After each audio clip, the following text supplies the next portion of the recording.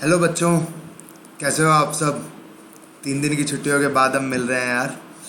और इन दिनों बड़ा मेरा मन था कि दोबारा से हमारा इंटरेक्शन हो और फिर से एक बढ़िया से हम क्वेश्चन सॉल्व करें, कॉन्सेप्ट को अच्छे से समझें और इन्जॉय करते हुए अपनी स्टडीज़ को कंटिन्यू करें यार। And before starting I wanted to say something, that is this, that मैंने आप लोगों में एक चीज़ देखी है। जब हमारा इंटरेक्शन हो रहा होता है या जब हमारी क्लासेस चल रही होती हैं, that is this, you are very good students, you are very keen towards studying. आप लोगों का बहुत मन होता है, आप लोग अच्छे से डाउट्स पूछते हैं, इंटरेक्ट करते हैं बहुत अच्छे से, क्वेश्चंस को बहुत अच्छे से समझते हैं, उन पे अप्रोच आपकी बहुत अच्छी है। But there was one thing which I wanted to just correct a little bit, that is, listen, we got a run, there is no doubt in that. हमें भागना है, हमें बहुत तेज़ भागना है, इसमें भी कोई डाउट नहीं है। बट लाइक जब रेस होती है कभी भी, तो before running we need to make sure one thing, that our shoelaces are properly tight, that should not be loose. Why? अब इस चीज़ से मतलब क्या है यार? मतलब ये है बच्चों कि हमें भी स्टडी में रेस ही करनी है। हम भी आगे काफ़ी तेज़ी से बढ़ेंगे, क्वेश्चंस करेंगे, प्रैक्टिस करेंगे, कॉम्पिटिटिव क्वेश्चंस करेंगे, काफ़ी एडवांस लेवल के क्वेश्चन करेंगे, there is no doubt in that. But before we go into that advance level या हम नेक्स्ट टॉपिक पे हम जंप करें, उसके पहले we need to understand the concept very well. Concept को डीप में बहुत अच्छे से समझना हमारे लिए बहुत ज़रूरी है। कोई लूप होल्स या लूज एंड्स नहीं रखने हैं हमें अपने कॉन्सेप्ट को समझने में, और उसके बाद we are good to go, we are on our high road and we will take a very good race. और हम बहुत ही तेज़ी से भागेंगे और बिल्कुल द बेस्ट बन के हम बाहर निकलेंगे, इसमें कोई डाउट नहीं है। और आप लोगों को बेस्ट बनाने की रिस्पॉन्सिबिलिटी मेरी है। आप लोग वैसे ही बेस्ट तो हो ही, और उसमें से भी जितना अच्छा मैं आपको रिफ़ाइन कर सकूँगा, I will be doing that. So with that let's start our today's lecture.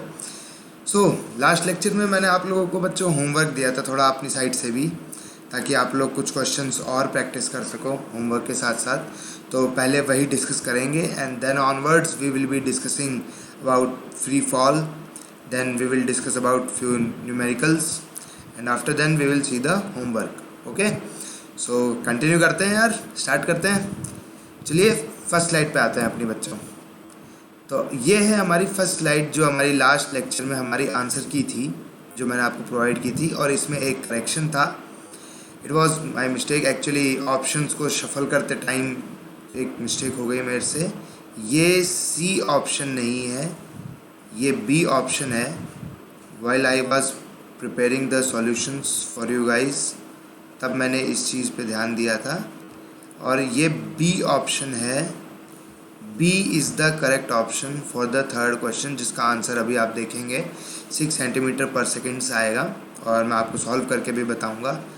तो चलिए अब एक बार स्टार्ट करते हैं।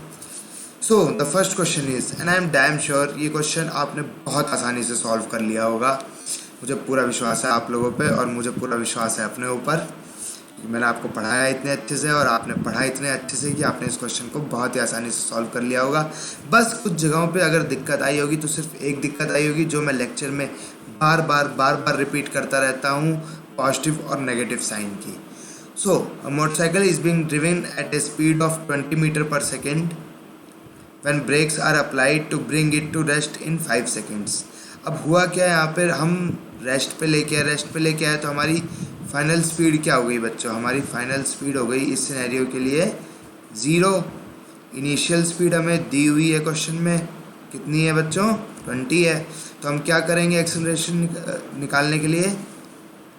एक्सेलरेशन हम निकाल लेंगे बहुत आसानी से। अरे यहाँ पे मैं दोबारा से लिख देता हूँ, ये हमारा ए हो गया बच्चों। इसे हम वेरी इजीली हम सॉल्व कर लेंगे। Final speed minus initial speed which is 20 and divided by the time, और टाइम यहाँ पे क्या था बच्चों? टाइम यहाँ पे था 5 सेकेंड्स। तो एक्सेलरेशन निकल आएगा 20/5। डेफिनेटली मैग्नीट्यूड 4 आ जाएगा, सबका कोई डाउट नहीं है। एक्सेलरेशन जो आएगा वो आएगा -4 मीटर पर second square. I am not mentioning the unit already यहाँ पे मैंशनड है ये। बट अब ये जो एक्सेलरेशन मेरा निकल के आया बच्चों यहाँ पे -4 मीटर पर सेकेंड स्क्वायर, पर क्वेश्चन में क्या पूछा है? क्वेश्चन में पूछा है द रिटार्डेशन प्रोड्यूस्ड, और रिटार्डेशन में ऑलरेडी हम नेगेटिव साइन को हम इंक्लूड करके चलते हैं, इसलिए हम कंफ्यूज बिल्कुल नहीं होंगे। नेगेटिव एक्सेलरेशन हमारा जो आएगा वो होगा 4 मीटर पर सेकेंड स्क्वायर, यानी कि जो रिटार्डेशन होगी वो होगी +4 मीटर पर सेकेंड स्क्वायर, क्योंकि रिटार्डेशन खुद में ही एक नेगेटिव एक्सेलरेशन होता है, इसलिए हम अलग से उसके लिए साइन मेंशन नहीं करेंगे। हाँ, अगर इसी क्वेश्चन में मैंने ये पूछा होता the acceleration produced will be, तो मेरा आंसर बी हो जाता -4 मीटर पर सेकेंड स्क्वायर। बट अगर रिटार्डेशन पूछा गया है तो नेगेटिव साइन ऑलरेडी इसमें कंसिडर्ड होता है, इसलिए आंसर होगा हमारा ए ऑप्शन +4 मीटर पर second square. This will be our retardation. ठीक है, तो साइन की वजह से कंफ्यूज नहीं होना है। क्वेश्चन में हमें ध्यान रखना है कि एक्सेलरेशन पूछा गया है या रिटार्डेशन पूछा गया है या डी एक्सेलरेशन पूछा गया है, उसके अकॉर्डिंगली ही हमें साइन देख के क्वेश्चन को सॉल्व करना है। ठीक है बच्चों, so right answer will be +4 metre पर second square. Let's move to the next question. अगले क्वेश्चन पे चलते हैं यार, फटाफट सॉल्व करते हैं। अब bus starting from rest moves with a uniform acceleration of 0.1 metre पर सेकेंड स्क्वायर फॉर 2 मिनट्स। अब बच्चों 2 मिनट के लिए बस यूनिफॉर्मली एक्सेलरेट हो रही है रेस्ट की कंडीशन से, यानी कि इनिशियल स्पीड क्या हो गई हमारी यहाँ पे 0, फाइनल स्पीड हमें निकालनी है, डिस्टेंस ट्रैवल कितना किया निकालना है, एक्सेलरेशन हमें दिया हुआ है 0.1 मीटर पर सेकेंड स्क्वायर और metre second inverse square for 2 minutes. अब यहाँ पे 2 मिनट्स है, मतलब क्या बच्चों, यहाँ पे हो जाएंगे हमारे 120 सेकेंड्स। क्यों बच्चों? क्योंकि यहाँ पे हम मिनट्स को चेंज करेंगे सेकंड के अंदर। एक्सेलरेशन ये गिवन है 0.1, इनिशियल स्पीड हमारे 0 है। क्या करेंगे? फर्स्ट इक्वेशन ऑफ मोशन लगाएंगे, v = u + at। हमें पता है क्या करना है, वैल्यूज पुट करेंगे, सॉल्व करेंगे। एक्सेलरेशन यहाँ पे कितना है हमारे पास बच्चों? 0.1 है। Oh sorry, I forgot to mention this thing. चलिए मैं यहाँ पे आपके लिए सॉल्व कर देता हूँ। सॉल्यूशन पे मत जाइएगा, मैं 0.1 लगाना भूल गया। ये एक्चुअली ये मल्टीप्लिकेशन में नहीं है, ये पॉइंट है बच्चों। This is a point. 0.1 हमारा एक्सेलरेशन है क्वेश्चन में जो कि गिवन है, ये मल्टीप्लिकेशन नहीं है, ये पॉइंट है बेसिकली। 0.1 × 120 हम करेंगे यहाँ पे, जो बेसिकली यहाँ पे मैं आप लोगों के आगे एक बार दोबारा लिख देता हूँ ताकि बिल्कुल भी कंफ्यूज होने की ज़रूरत नहीं है। इनिशियल हमारी जो इनिशियल वेलोसिटी थी वो थी 0 प्लस ये हमारा एक्सेलरेशन था। एक्सेलरेशन कितना था हमारा? 0.1 मीटर पर सेकेंड स्क्वायर इनटू जो हमारा ये था, और जो हमारा टाइम था वो कितना था बच्चों? 120 सेकेंड। 2 मिनट्स को मैंने सेकंड में यहाँ पे चेंज कर लिया, 120 सेकंड। तो इसको हम जब सॉल्व करेंगे तो पॉइंट हटाने के लिए मैं 10 को यहाँ पे डिवाइड पे लेके जाऊँगा बच्चों, डिनोमिनेटर में 10 लेके जाऊँगा पॉइंट को रिमूव करने के लिए, और इस 10 से बेसिकली मैं इसे कट कर दूँगा तो हमारे पास आंसर आ जाएगा फाइनल स्पीड एक्वायर्ड और velocity acquired will be 12 metre पर सेकेंड इनवर्स। ठीक है बच्चों, और बी पार्ट यहाँ पे सॉल्व करेंगे। बी पार्ट को सॉल्व करने के लिए हम लोग क्या करेंगे, हमें क्या निकालनी है? हमें निकालना है डिस्टेंस ट्रेवल्ड। तो डिस्टेंस ट्रेवल्ड कैसे निकालेंगे बच्चों? डिस्टेंस ट्रेवल्ड निकालेंगे हम इक्वेशन 3 यूज़ करेंगे यहाँ पे। ऑब्वियसली कोई डाउट नहीं है, हम इक्वेशन नंबर 2 भी यूज़ कर सकते थे, बट मैंने यहाँ पे 3 यूज़ की है। आप चाहें तो इक्वेशन नंबर 2 से भी सॉल्व करके चेक कर सकते हैं, आपका बिल्कुल सेम आंसर आएगा। आंसर में कोई चेंज नहीं होगा। टाइम पीरियड हमें पता ही है 120 लेना है। ठीक है बच्चों, तो सॉल्व करते हैं। v² हमने किया, 12 का स्क्वायर 144, इनिशियल स्पीड 0 थी, 2 × 0.1 × s। ठीक है बच्चों, s हमें निकालना था, तो 2 × 0.1 क्या हुआ? 0.2 हो गया, तो इससे मैंने इसे डिवाइड कर दिया, और जब मैंने इसे सॉल्व किया तो मेरा डिस्टेंस ट्रेवल आ गया 720 मीटर। ठीक है बच्चों, चलिए नेक्स्ट क्वेश्चन देखते हैं फटाफट। A trolley while going down an inclined plane has an acceleration of 2 centimetre per second square. इसी क्वेश्चन की मैं बात कर रहा था आंसर की में। The correct answer is 6 centimetre per second. जिन बच्चों ने 6 सेंटीमीटर पर सेकेंड आंसर निकाला है वो बिल्कुल सही है।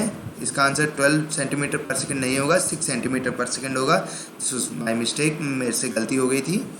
तो कोई बात नहीं यार, इंसान है, आप भी इंसान है, हम भी इंसान है, होता रहता है, थोड़ा ऊपर नीचे चलता रहता है यार। तो चलिए अब इसको देखते हैं कि अब हम इसे सॉल्व कैसे करेंगे इस क्वेश्चन को। तो इनिशियल स्पीड जो हमारी थी यहाँ पे वो है 0 सेंटीमीटर पर सेकेंड, और एक्सेलरेशन जो था हमारे पास वो ये था। हमने क्या किया, v=u+at लगाया और आसानी से क्वेश्चन को सॉल्व कर लिया।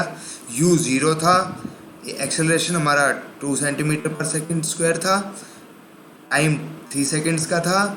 मल्टीप्लाई किया मैंने इसे, सॉल्व किया तो मेरे पास जो वेलोसिटी निकल के आ गई वो कितनी आ गई, 6 सेंटीमीटर पर सेकेंड। तो बहुत ही आसान क्वेश्चन था, हलवा क्वेश्चन था मैं जानता हूँ, बट अभी हम एक बार के लिए बेसिक लेवल पे क्वेश्चंस को सॉल्व करेंगे और लेवल को मैं साथ के साथ इंक्रीज़ करता जाऊँगा। धीरे धीरे लेवल को मैं टफ बनाता जाऊँगा। ठीक है बच्चों, तो क्वेश्चंस धीरे धीरे आगे अब थोड़े से टफ होते जाएंगे, मतलब 5-5, 10-10% टफनेस अपने यार थोड़ा इंक्रीज़ करते जाएंगे क्वेश्चंस की, ताकि कॉम्पिटिटिव क्वेश्चंस को भी हम बहुत ही आसानी से सॉल्व कर लें। तो चलिए आते हैं फोर्थ क्वेश्चन पे। A racing car has a uniform acceleration of 4 metre पर second inverse, 4 metre second inverse. What distance will it cover in 10 seconds after the start. कितनी डिस्टेंस कवर करेगी, 200 मीटर करेगी। जिन बच्चों का 200 मीटर आंसर है, I hope आप सभी का आंसर 200 मीटर ही होगा और वो बिल्कुल सही आंसर है, कोई डाउट नहीं है। आइए देखते हैं कैसे।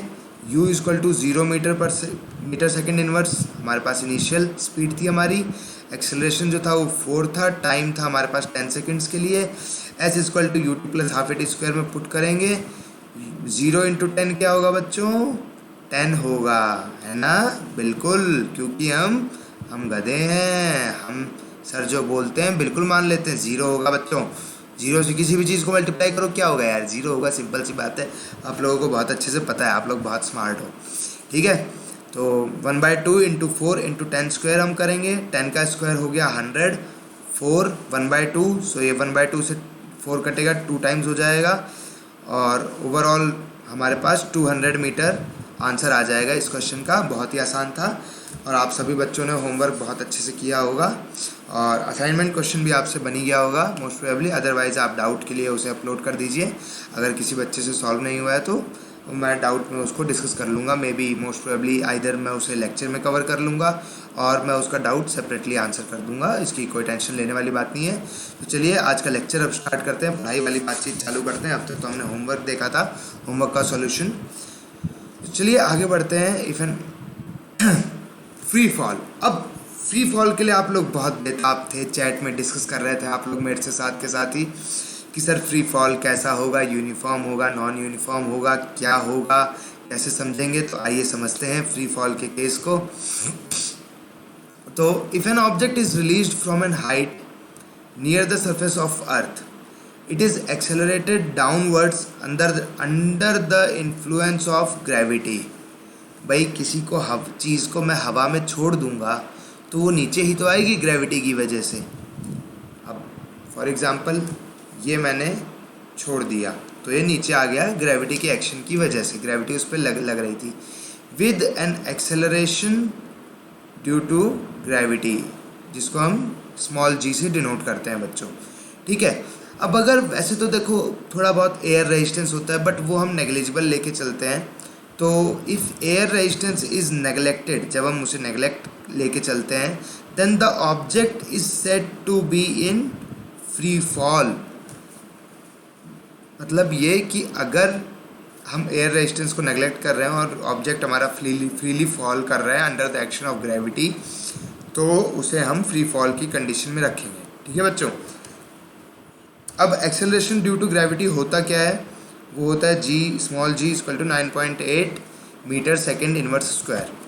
अब कुछ जगहों पे न्यूमेरिकल को सॉल्व करने के लिए हम लोग g की वैल्यू 10 मीटर पर सेकेंड स्क्वायर भी लेके चलेंगे, बट वो सिर्फ हम तब लेंगे जब क्वेश्चन में ये चीज़ ऑलरेडी मेंशन्ड होगी कि हमें g की वैल्यू 10 मीटर पर सेकंड स्क्वायर लेके चलनी है।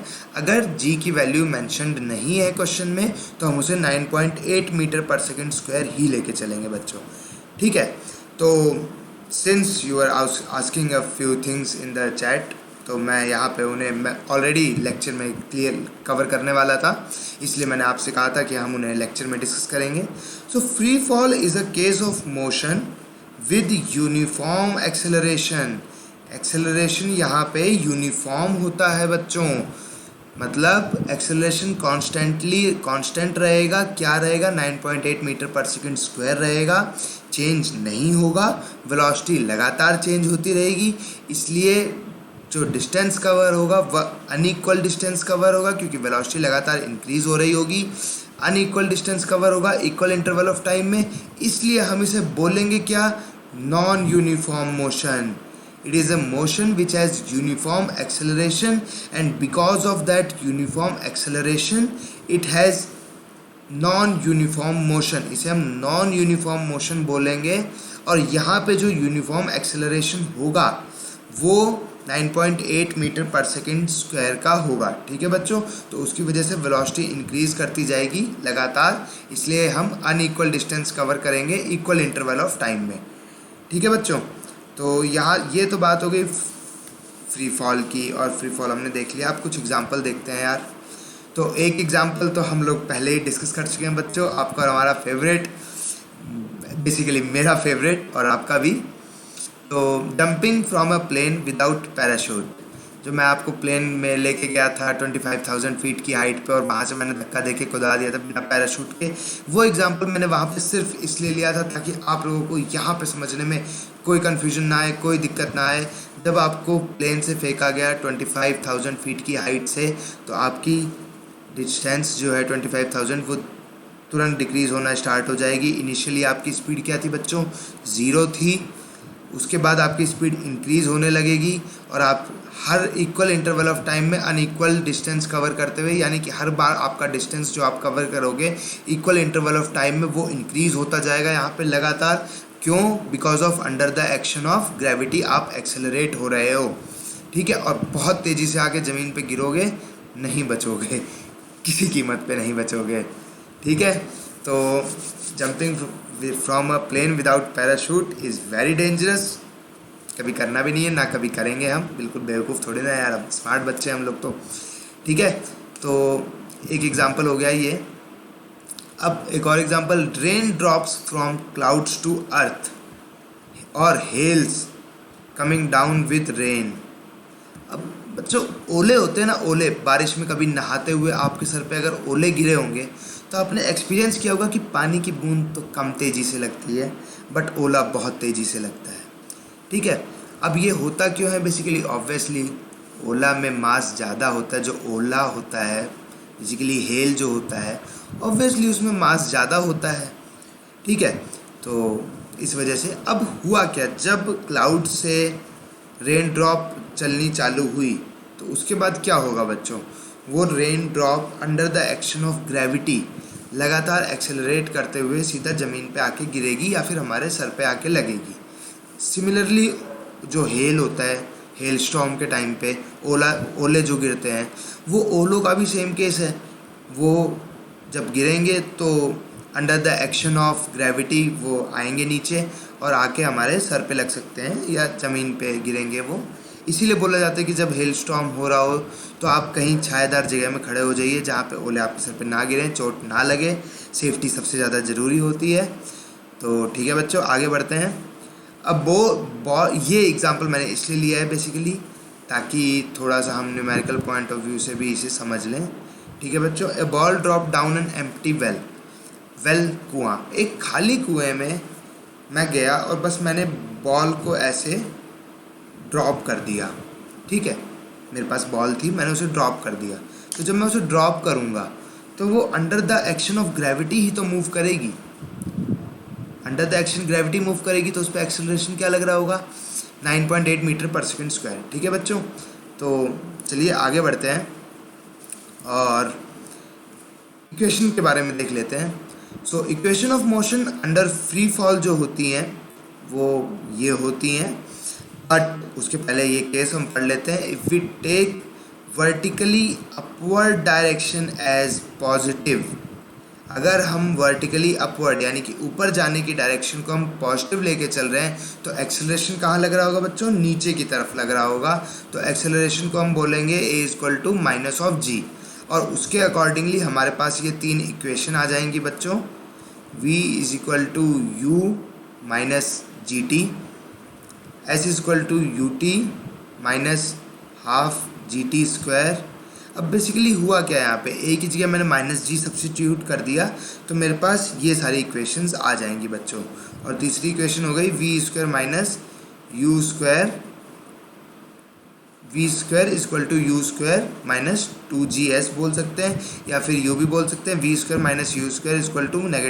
-2gs। ठीक है बच्चों, तो ये under the action of gravity जब हम वर्टिकली अपवर्ड डायरेक्शन को पॉजिटिव ले रहे हैं तो एक्सेलरेशन नेगेटिव हो जाएगा हमारे लिए। ठीक है, साइन कन्वेंशन की बात है।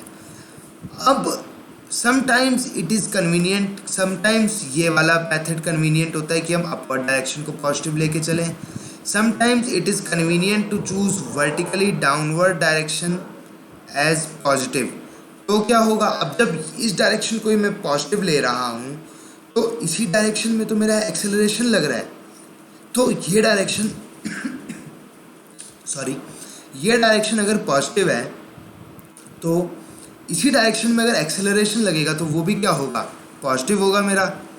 ठीक है बच्चों, तो a=g लग रहा हुआ है यहाँ पे, तो उसके अकॉर्डिंगली जो मेरे पास इक्वेशन ऑफ मोशन बन के आएंगी, a की जगह मैं इक्वेशन ऑफ मोशन में g सब्स्टिट्यूट कर दूंगा तो ये तीन इक्वेशन निकल के मेरे पास आ जाएंगी, जिन्हें हम बहुत अच्छे से समझेंगे और इन पे क्वेश्चंस करेंगे खूब अच्छे से। तो बेसिकली इन सब चीज़ों के लिए परेशान मत होइए, क्वेश्चंस हम करेंगे, साथ के साथ प्रैक्टिस हम करेंगे, बढ़िया चलेगा। क्वेश्चंस की प्रैक्टिस के साथ साथ ये सारी चीज़ें प्रैक्टिस करते करते ही क्लियर होती जाएंगी। Why? Because practice makes a man perfect. So हम परफेक्शन की तरफ बढ़ेंगे। तो चलिए एक क्वेश्चन देखते हैं फटाफट। A ball is thrown up at a speed of 4 metre पर सेकेंड। एक बॉल को मैंने ऊपर फेंका at a speed of 4 metre पर second. Find the maximum height reach by the ball. ठीक है बच्चों, अब इस केस में मैं क्या लेके चलता हूँ, इस केस में मैं लेके चलता हूँ let us take the vertically upward direction as positive. Vertically upward direction को मैं पॉजिटिव लेके चलता हूँ तो मेरा एक्सेलरेशन क्या हो जाएगा, v=-g। ठीक है बच्चों, तो मेरे पास यहाँ पे फाइनली क्या होगा, जब बॉल ऐसे ऊपर जा रही होगी, मान लीजिए बॉल है ये मेरी, ऐसे ऊपर जा रही होगी तो ये किसी पॉइंट पे रुकेगी और उसके बाद ये फिर ऐसे नीचे आ जाएगी। ठीक है बच्चों, सही बोला ना मैंने, बिल्कुल किसी पॉइंट पे जाके रुकेगी। अब ये जिस पॉइंट पे रुकेगी उसी पॉइंट पे तो ये अपनी मैक्सिमम हाइट अटेन कर चुकी होगी ग्राउंड से। ये हमारा ग्राउंड है, मान लीजिए ये अपना ग्राउंड था, ग्राउंड को ऐसे मैंने मेंशन कर दिया, ये हमारा ग्राउंड था। मैंने एक बॉल को फेंका, वो इस हाइट तक गई। ठीक है बच्चों, और ये इस पे आके वो इसके बाद वो नीचे आने लग गई दोबारा, तो यही तो उसकी मैक्सिमम हाइट अटेन्ड होगी बच्चों। ठीक है, तो मैक्सिमम हाइट जब अटेन होगी उस समय बॉल की वेलोसिटी क्या होगी, बॉल रुकेगी बिल्कुल 1 सेकंड के लिए, 1 सेकंड के लिए बिल्कुल बॉल रुकेगी वहाँ पे। फॉर एग्जांपल मैं आपके सामने ये पेन के ढक्कन को मैं उछालता हूँ एक बार। ठीक है बच्चों, ये मैंने उछाला तो ये जब ऊपर गया तो यहाँ पे आके ये एक बार रुका, उसके बाद ये नीचे आ गया। ठीक है, ऐसे एक हाइट पे जाके ये रुका और उसके बाद ये नीचे आ गया। तो जब यहाँ से लेके बेसिकली यहाँ से लेके वो जब यहाँ तक गया और रुक के फिर नीचे आया तो यही तो मैक्सिमम हाइट अटेंड होगी बच्चों। ठीक है, तो आप समझ गए होंगे। तो फाइनल वेलोसिटी यहाँ पे क्या मेरी रहेगी, 0 हो जाएगी। इनिशियल वेलोसिटी होगी मेरी 4 मीटर पर सेकेंड स्क्वायर। v²=u² + 2a। में मैंने a=-g पुट किया तो मेरे पास ये इक्वेशन निकल के आ गई, v²=u² -2gs। अब क्या करना है हमें, खत्म क्वेश्चन, खत्म क्वेश्चन। अभी अपन को क्या करना है, सीधा वैल्यू पुट करने का, सीधा आंसर निकालने का, बात खत्म। ठीक है, तो 0², 4², 4 हमारी इनिशियल स्पीड थी।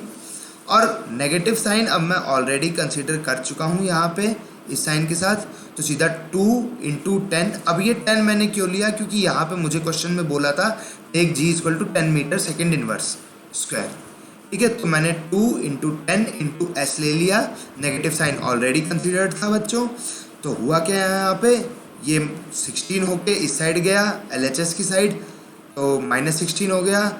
अभी नेगेटिव और नेगेटिव को अपन देखते हैं, तो अपने क्या करते हैं बच्चों, अपन उनको तुरंत काट देते हैं वहीं पे। ठीक है, तो बचा क्या, s हमें निकालना था विच इज 16/20। ठीक है बच्चों, और ये हो गया हमारा, ये हो गई हमारी मैक्सिमम हाइट जो कि मेरी बॉल ने अटेन की, मतलब कवर की मैक्सिमम मेरी ये हाइट कितनी हुई मेरी 0.8 मीटर हो गई। ठीक है बच्चों, चलिए नेक्स्ट क्वेश्चन देखते हैं। A ball is dropped from a height of 19.6 metre.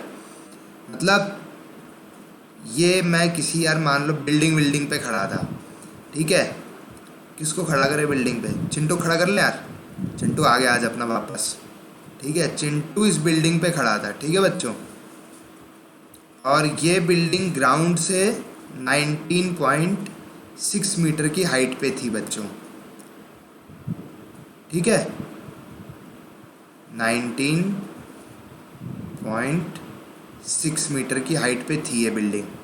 ठीक है, अब चिंटू ने क्या किया, चिंटू ने एक बॉल ली और बिल्कुल ऐसे करके अपने इन हाथों से, इन नन्हे नन्हे हाथों से उसने बॉल को ऐसे ड्रॉप कर दिया।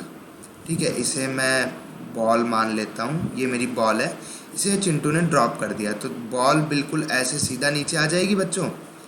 ठीक है, तो बॉल कितनी डिस्टेंस कवर करेगी, बॉल इतनी ही डिस्टेंस कवर करेगी ग्राउंड को हिट करने के पहले 19.6 मीटर अबव द ग्राउंड, और फिर वो ग्राउंड को हिट कर जाएगी। Now it hits the ground in 2 seconds. 2 second के अंदर बच्चों ये ग्राउंड को हिट कर जाएगी। हमें क्या करना है, हमें find the speed of the ball when it hits the ground. हमें स्पीड ऑफ द बॉल निकालनी है जब वो ग्राउंड को हिट करती है। ठीक है बच्चों, तो चलो सॉल्व करते हैं यार फटाफट। बहुत आसान सा क्वेश्चन है। इनिशियल 0 था क्योंकि मैंने बॉल बिल्कुल ऐसे ड्रॉप की है। कैसे, ऐसे ड्रॉप की है, तो मैंने कोई इनिशियल स्पीड उसको नहीं प्रोवाइड की, मैंने बस छोड़ दिया, वो under the action of gravity गिर गया। Under the action of gravity वो इंक्रीज करेगी। ठीक है, अब a = क्या ले लिया, 9.8 मीटर पर सेकेंड स्क्वायर, s = 19.6 ले लिया मैंने। अब यहाँ पे बच्चों मैं डाउनवर्ड्स डायरेक्शन को पॉजिटिव लेके चल रहा हूँ, तो मैंने एक्सेलरेशन भी यहाँ पे पॉजिटिव लिया है। ठीक है, तो s हम निकालेंगे, और 19.6 मीटर हमें पता ही हुआ है, v हमें s नहीं, s हमें दिया हुआ है, v हम निकालेंगे। इनिशियल 0 है, 0 का स्क्वायर करेंगे, 2 × 9.8 × 19.6, इसको जब हम मल्टीप्लाई करेंगे तो आएगा 384.16, और ये v स्क्वायर नहीं आएगा, फिर से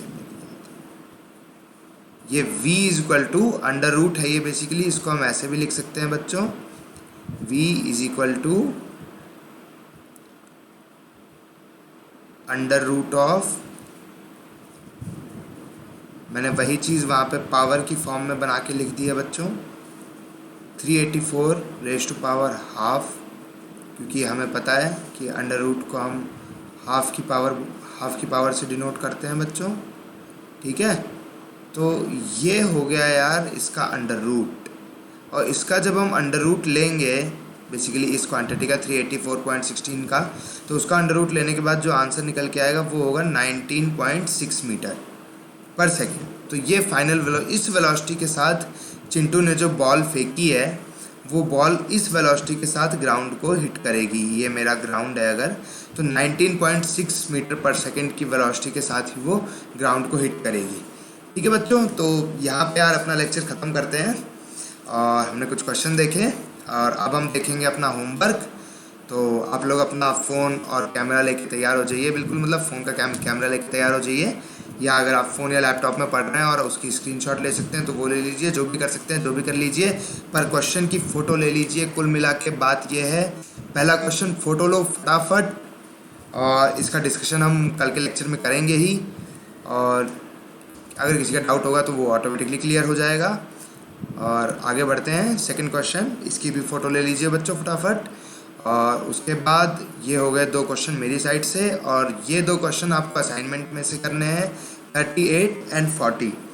थोड़े अच्छे क्वेश्चंस हैं, एडवांस लेवल के क्वेश्चन है, इसलिए अच्छे से सॉल्व करना, दिमाग लगाना, और जितना दिमाग है सब लगा देना यार, मतलब आंसर निकालना है इसका, कैसे भी करके इसका आंसर हम निकालेंगे बच्चों, ठीक है ना।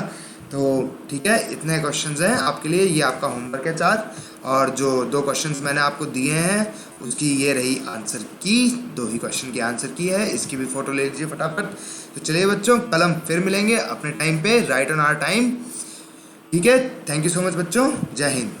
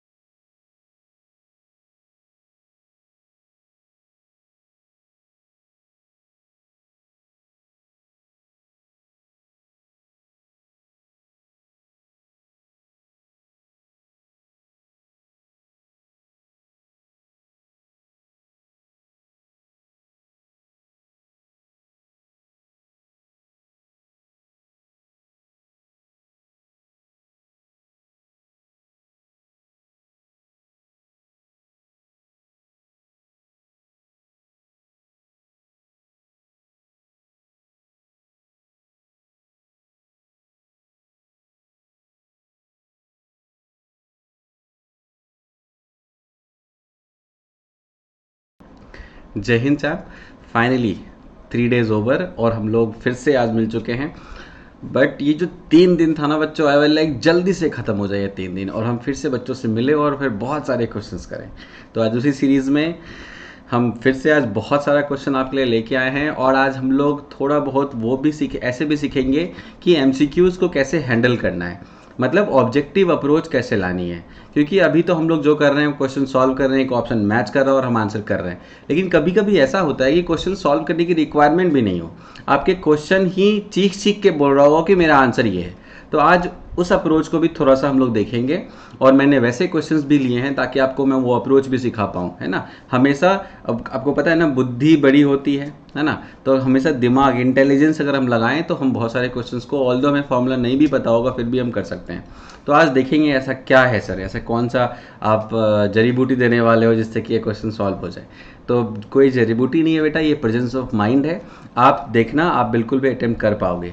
और जो लास्ट 2 days का मेरा एक्सपीरियंस, 3 days का जो मेरा एक्सपीरियंस था, आप लोगों के जो भी डाउट्स आ रहे थे, फीडबैक आ रहा था, या फिर जो भी क्वेश्चंस आप सॉल्व करके मुझे भेज रहे थे और जो भी क्वेश्चंस आप मेरे से पूछ रहे थे, इट वाज ऑल गुड। और मैंने ऑलमोस्ट सारे आंसर्स किए भी हैं, आपको ऐप के थ्रू मिल जाएगा। अगर मिल चुका है तो अच्छी बात है, नहीं मिला है तो आपको जल्दी ही मिल जाएगा वो। तो ये सारे आंसर्स जो भी मैंने किए, तो आई वाज लाइक कि हाँ आप लोग अच्छा प्रैक्टिस कर रहे हो। कुछ पेरेंट्स का फीडबैक मिला कि आप लोग घर में अब पढ़ाई भी अच्छा कर रहे हैं। आई एम रियली हैप्पी कि आप लोग सच में ये सब कुछ फॉलो कर रहे हैं, जो मैं बोलता हूँ और सब आप घर में सच में फॉलो करते हो। Very nice. तो इसी के साथ आज हम लोग आगे बढ़ेंगे अपने लेक्चर सीरीज़ में। और लेक्चर सीरीज़ में हम लोग उसी सीरीज़ में हम लोग क्वेश्चंस देखने वाले हैं। तो लास्ट क्लास में मैंने आपको क्या सिखाया था, मैंने आपको सिखाया था लेटेंट हीट, राइट। और लेटेंट हीट के मैंने फॉर्मूला बताए थे, Q = ml, है ना, जहाँ पे m वॉज द मास और l was the latent heat capacity of that process, right. It was vaporisation, condensation, fusion, melting, है ना। ये सारे के सारे प्रोसेस थे हमारे पास लास्ट क्लास में। अब हम लोग आज आज उसी फार्मूलाज को यूज़ करके हम लोग आज बहुत सारे क्वेश्चंस करने वाले हैं, ठीक है। तो हम आपको अब ज़्यादा वेट नहीं करवाएंगे, ऑलमोस्ट सारे बच्चे मेरे साथ जुड़ चुके हैं। Very nice. तो आप लोग अगर आप जुड़ चुके हो, बिल्कुल इंतू में हो, तो प्लीज़ एक कमेंट कर दो, यस सर आप अब क्वेश्चन करवा सकते हो। तो फिर मैं I start with this. Please comment box में लिखें yes we are ready to start the questions. Please comment कीजिए, प्लीज़ कमेंट कीजिए। यस, बहुत सारे आंसर्स आ भी, बहुत सारे यस मुझे मिल भी रहे हैं। चलो कोई नहीं, मैं आपको वेट नहीं कराऊंगा। मैं अपने को थोड़ा सा पीछे लेके जाता हूँ ताकि आप लोग क्वेश्चंस को देख पाओ। और इसी के साथ वेट ख़त्म हुआ। जल्दी से टूट पड़ो क्वेश्चन के ऊपर, जल्दी से टूट पड़ो, जल्दी से टूट पड़ो। चलिए पहला क्वेश्चन, सबसे पहला क्वेश्चन आप सब देख रहे हो, स्क्रीन पे दिख रहा है। Find the amount of heat release required when 10 gram of ice, I say बेटा ये ई लगा लो उसमें बेटा। Find the amount of heat energy required और release when 10 gram of ice at 0 degree centigrade converts to water at 0 degree centigrade. बहुत simple question है। कितना सिंपल है, बहुत सिंपल क्वेश्चन है। हाँ बिल्कुल सिंपल क्वेश्चन है बच्चों। चलिए कैसे करेंगे इस क्वेश्चन को, बहुत सिंपल है। हमें पता है क्या होता है Q = तो ये मुझे एक बात तो क्लियर हो गई सर कि 0 से 0 है, मतलब टेम्परेचर में कोई चेंज नहीं हो रहा। अगर टेम्परेचर में चेंज नहीं हो रहा, इसका मतलब कौन सा हीट रिस्पॉन्सिबल होगा, लेटेंट हीट, क्योंकि इसमें फेज चेंज हो रहा है, आइस से वाटर बन रहा है, हीटिंग हो रही है, कूलिंग नहीं है, हीटिंग है। तो सबसे पहले तो मैं ये काम करूंगा कि रिक्वायर्ड पे टिक कर दूंगा, ठीक है। रिलीज को हटा दूंगा, क्यों, क्योंकि वो आइस से वाटर बनना मतलब हीटिंग हो रही है, कूलिंग नहीं हो रही, ठीक। तो Q = क्या हो जाएगा जल्दी बताओ। तो Q = हो जाएगा, चूँकि टेम्परेचर इज कांस्टेंट, सो मैं सीधा फॉर्मूला लगा दूंगा Q = m × L, है ना, m × L that is latent heat. और बताओ जल्दी से m की वैल्यू कितनी है, m की वैल्यू 10 ग्राम दे रखा है, मैंने बताया था अच्छे बच्चों की तरह। सबसे पहले वैल्यू आइडेंटिफाई क्या करो, 10 ग्राम दे रखा है। और L की वैल्यू बेटा 80 होती है। सर कहाँ से पता चलेगा आपको, तो याद करो मैंने बताया था माइंडेड टेबल। माइंडेड टेबल में जाओ और देखो कि whenever ice converts to water, water converts to ice, what is the value of L। तो आंसर वुड बी 80। तो अगर मैं आज 80 से मल्टीप्लाई करूंगा तो 80 × 10 I will get 800। Now the question comes calorie या जूल। तो आंसर ही जल्दी कमेंट बॉक्स में बताओ, कैलोरी या जूल। तो answer is calorie. Why, because of 80 was in calorie per gram. तो यहाँ भी आंसर क्या आएगा, कैलोरी। अगर किसी को जूल में आंसर करना है तो प्लीज़ आप मुझे कमेंट सेक्शन में बताओ क्या करना पड़ेगा। जूल में आंसर करने के लिए मुझे 4.2 से मल्टीप्लाई करना पड़ेगा। वेरी नाइस, बहुत सारे बच्चों ने कर भी दिया है। और what would be the exact answer in joule, please वो भी कमेंट बॉक्स में बता ही दो आप। प्लीज़ कमेंट बॉक्स में बताओ what would be the answer in joule. Very nice, बहुत सारे बच्चों ने आंसर करना शुरू कर दिया उसके ऊपर भी। लेकिन अभी जो क्वेश्चन है मेरा वो क्या है, चूंकि सारे यूनिट किस में है, कैलोरी में है, तो मुझे जूल में कन्वर्ट करने की रिक्वायरमेंट नहीं है। ठीक है, तो मैं देख के क्लियर बोल सकता हूँ कि 80 × 10 कितना होगा बेटा, 800। तो answer would B 800। That's it, खत्म, ये क्वेश्चन खत्म। सोचो कितना आसान है, एक मल्टीप्लाई बस करना है।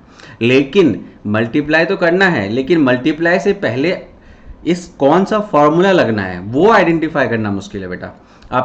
आपको ये बहुत आसान लग रहा होगा, m × l कर देते हैं आंसर आ जाता है, लेकिन ये आइडेंटिफाई करना कि 0 से 0 है तो ये फेज में ट्रांसफॉर्मेशन है, लेटेंट हीट रिस्पॉन्सिबल होगा, ये सारी बातें मतलब क्लियर करना इज़ अ बिग डील। तो ये आप क्लियर कर पा रहे हो तो बहुत अच्छी बात है, आप लोग बिल्कुल चैंपियन हैं। प्लीज़ कमेंट बॉक्स में बताओ क्या आपको ये क्लियर होता है, या बिल्कुल समझ में आता है कि कहाँ पे क्या लगाना है, कहाँ स्पेसिफिक, कहाँ लेटेंट। प्लीज़ मुझे कमेंट बॉक्स में बताओ। हाँ, बहुत सारे बच्चे बता भी रहे हैं, अच्छा बिल्कुल आपको क्लियर होता है, वेरी नाइस। चलिए अगला क्वेश्चन आपके स्क्रीन पर देखिए फटाफट, अगला क्वेश्चन जल्दी से, अगला क्वेश्चन अपने स्क्रीन पर देखेंगे।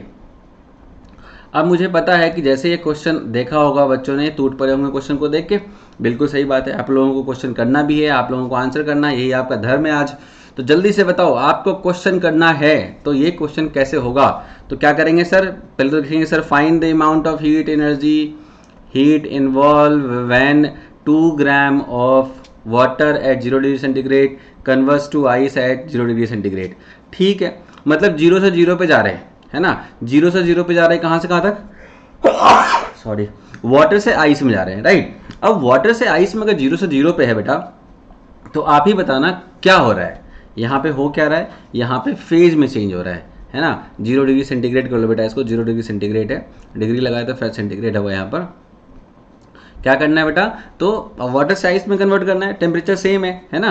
तो वाटर से आइस में कन्वर्ट करने का क्या मतलब है, मतलब ये सर कूलिंग कर रहे हैं, क्यों, क्योंकि वाटर को जब हम फ्रीजर में डालते हैं तो क्या बन जाता है, वो आइस बन जाता है, तो कूलिंग कर रहे हैं। अब जब हम कूलिंग कर रहे हैं तो बताओ हीट एनर्जी गेन होगी या रिलीज होगी, प्लीज कमेंट बॉक्स में बताओ, हीट एनर्जी रिलीज होगी या गेन होगी, प्लीज कमेंट बॉक्स में बताएं। इन्वॉल्वमेंट ऑफ हीट रिलीज होगी या गेन होगी अगर आप कूलिंग कर रहे हो, क्यों, आप वाटर को आइस में कन्वर्ट कर रहे हो, आप कूलिंग कर रहे हो, सिंपल सी बात है, आप कूलिंग कर रहे हो, तो एनर्जी रिलीज होगी या गेन होगी, प्लीज कमेंट बॉक्स में बताओ। बहुत सारे बच्चों का आंसर आ भी चुका है, रिलीज होगी, क्यों, क्योंकि आप कूलिंग कर रहे हैं, वाटर से आइस का मतलब क्या हो रहा है, कूलिंग हो रहा है, तो answer would be in release, मतलब आंसर इज रिलीज्ड, है ना। अब रिलीज्ड है और ऑप्शन आप देखो, ऑप्शन आप देखोगे तो आपको दिख जाएगा, सबसे पहला ऑप्शन आपको दिख रहा है, सबसे पहला ऑप्शन में लिखा है रिलीज्ड, ठीक है, दूसरे वाले ऑप्शन में लिखा है गेन्ड, तीसरे वाले ऑप्शन में लिखा है गेंड, और चौथे वाले में भी गेंड। अब आप ही बताओ, जब सारे में गेंड लिखा हुआ है तो क्या हम गेंड वाले आंसर करेंगे, क्या आंसर में हम कभी गेन कर सकते हैं, नहीं, गेन नहीं है। क्यों नहीं गेन है, क्योंकि यहाँ पे कूलिंग हो रही है, तो कूलिंग होती है तो हमेशा एनर्जी रिलीज होती है, और जब एनर्जी रिलीज होती है तो क्या मुझे अदर 2 स्टेप सॉल्व करने की जरूरत है, सोचो आप ही, क्या मुझे अदर 2 जो स्टार्टिंग में 160 और फ्रीजिंग लिखा है, क्या उसे सॉल्व करने की जरूरत है। मैं यही बोल रहा था कि एमसीक्यू जब कभी भी आता है तो प्लीज एक बार ऑप्शंस भी देख लिया करो, कुछ एक ऐसा उठाओ, मान लो यहाँ पे तीन चीजें हर में है ना, सब में इन्वॉल्वमेंट ऑफ हीट का कितना अमाउंट होगा वो भी दे रखा है, प्रोसेस भी दे रखा है, और एनर्जी रिलीज है या गेन है वो 3 बातें लिखी है हर ऑप्शन में। तो हर ऑप्शन में से कोई एक तो ऐसा होगा जो ऑड वन आउट हो जाएगा, तो वही ऑड वन आउट प्लीज ऐसा ध्यान रखना। कभी भी अगर ऑप्शंस में बहुत सारे मतलब क्वांटिटीज को एक ऑप्शन में इंक्लूड कर रखा हो वो, तो ऑड वन आउट को हम लोग काउंट में ला सकते हैं। तो यहाँ पे ऑड वन आउट क्या है, तो सारे गेन थे और हमें पता है प्रोसेस क्या है, रिलीज वाला, तो एक ही ऑप्शन बचता है, तो आंसर इज 1, दैट्स इट। मुझे सॉल्व करने की रिक्वायरमेंट नहीं है, कलम उठाने की भी रिक्वायरमेंट नहीं है बच्चे, लेकिन आपको वहाँ पे अपना प्रेजेंस ऑफ माइंड शो करना पड़ेगा। आप ऐसे करके अगर सोचोगे कि नहीं हर क्वेश्चन में कर लें ऐसा, तो हर क्वेश्चन में नहीं है पॉसिबल, लेकिन हाँ ऐसे क्वेश्चन जहाँ पे टाइम बच सकता है वहाँ पे टाइम बर्बाद करने की कोई रिक्वायरमेंट नहीं है, आंसर इज रिलीज्ड। अब रिलीज के बाद बाकी ऑप्शन गेन में, तो ऐसे भी वो खत्म हो गए।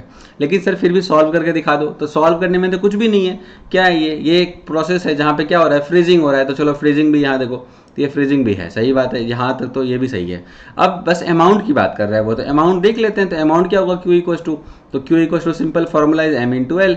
अब M कितना है बेटा, तो M है बेटा 2, नहीं है, देखो 2 ग्राम, देखो यहाँ पर ये 2 ग्राम, और L की वैल्यू कितनी होती है, तो वाटर से आइस में कन्वर्ट करो या आइस से वाटर में करो, L की वैल्यू कितनी होती है 80, बस एक बार गेंड होता है एनर्जी, एक बार लॉस्ट होता है। तो यहाँ पर क्या हुआ है, यहाँ पे गेन हुआ है, क्यों गेन हुआ है, क्योंकि यहाँ पर यहाँ पे लॉस हुआ है, क्यों, क्योंकि यहाँ पे वाटर से हम आइस बना रहे हैं, है ना।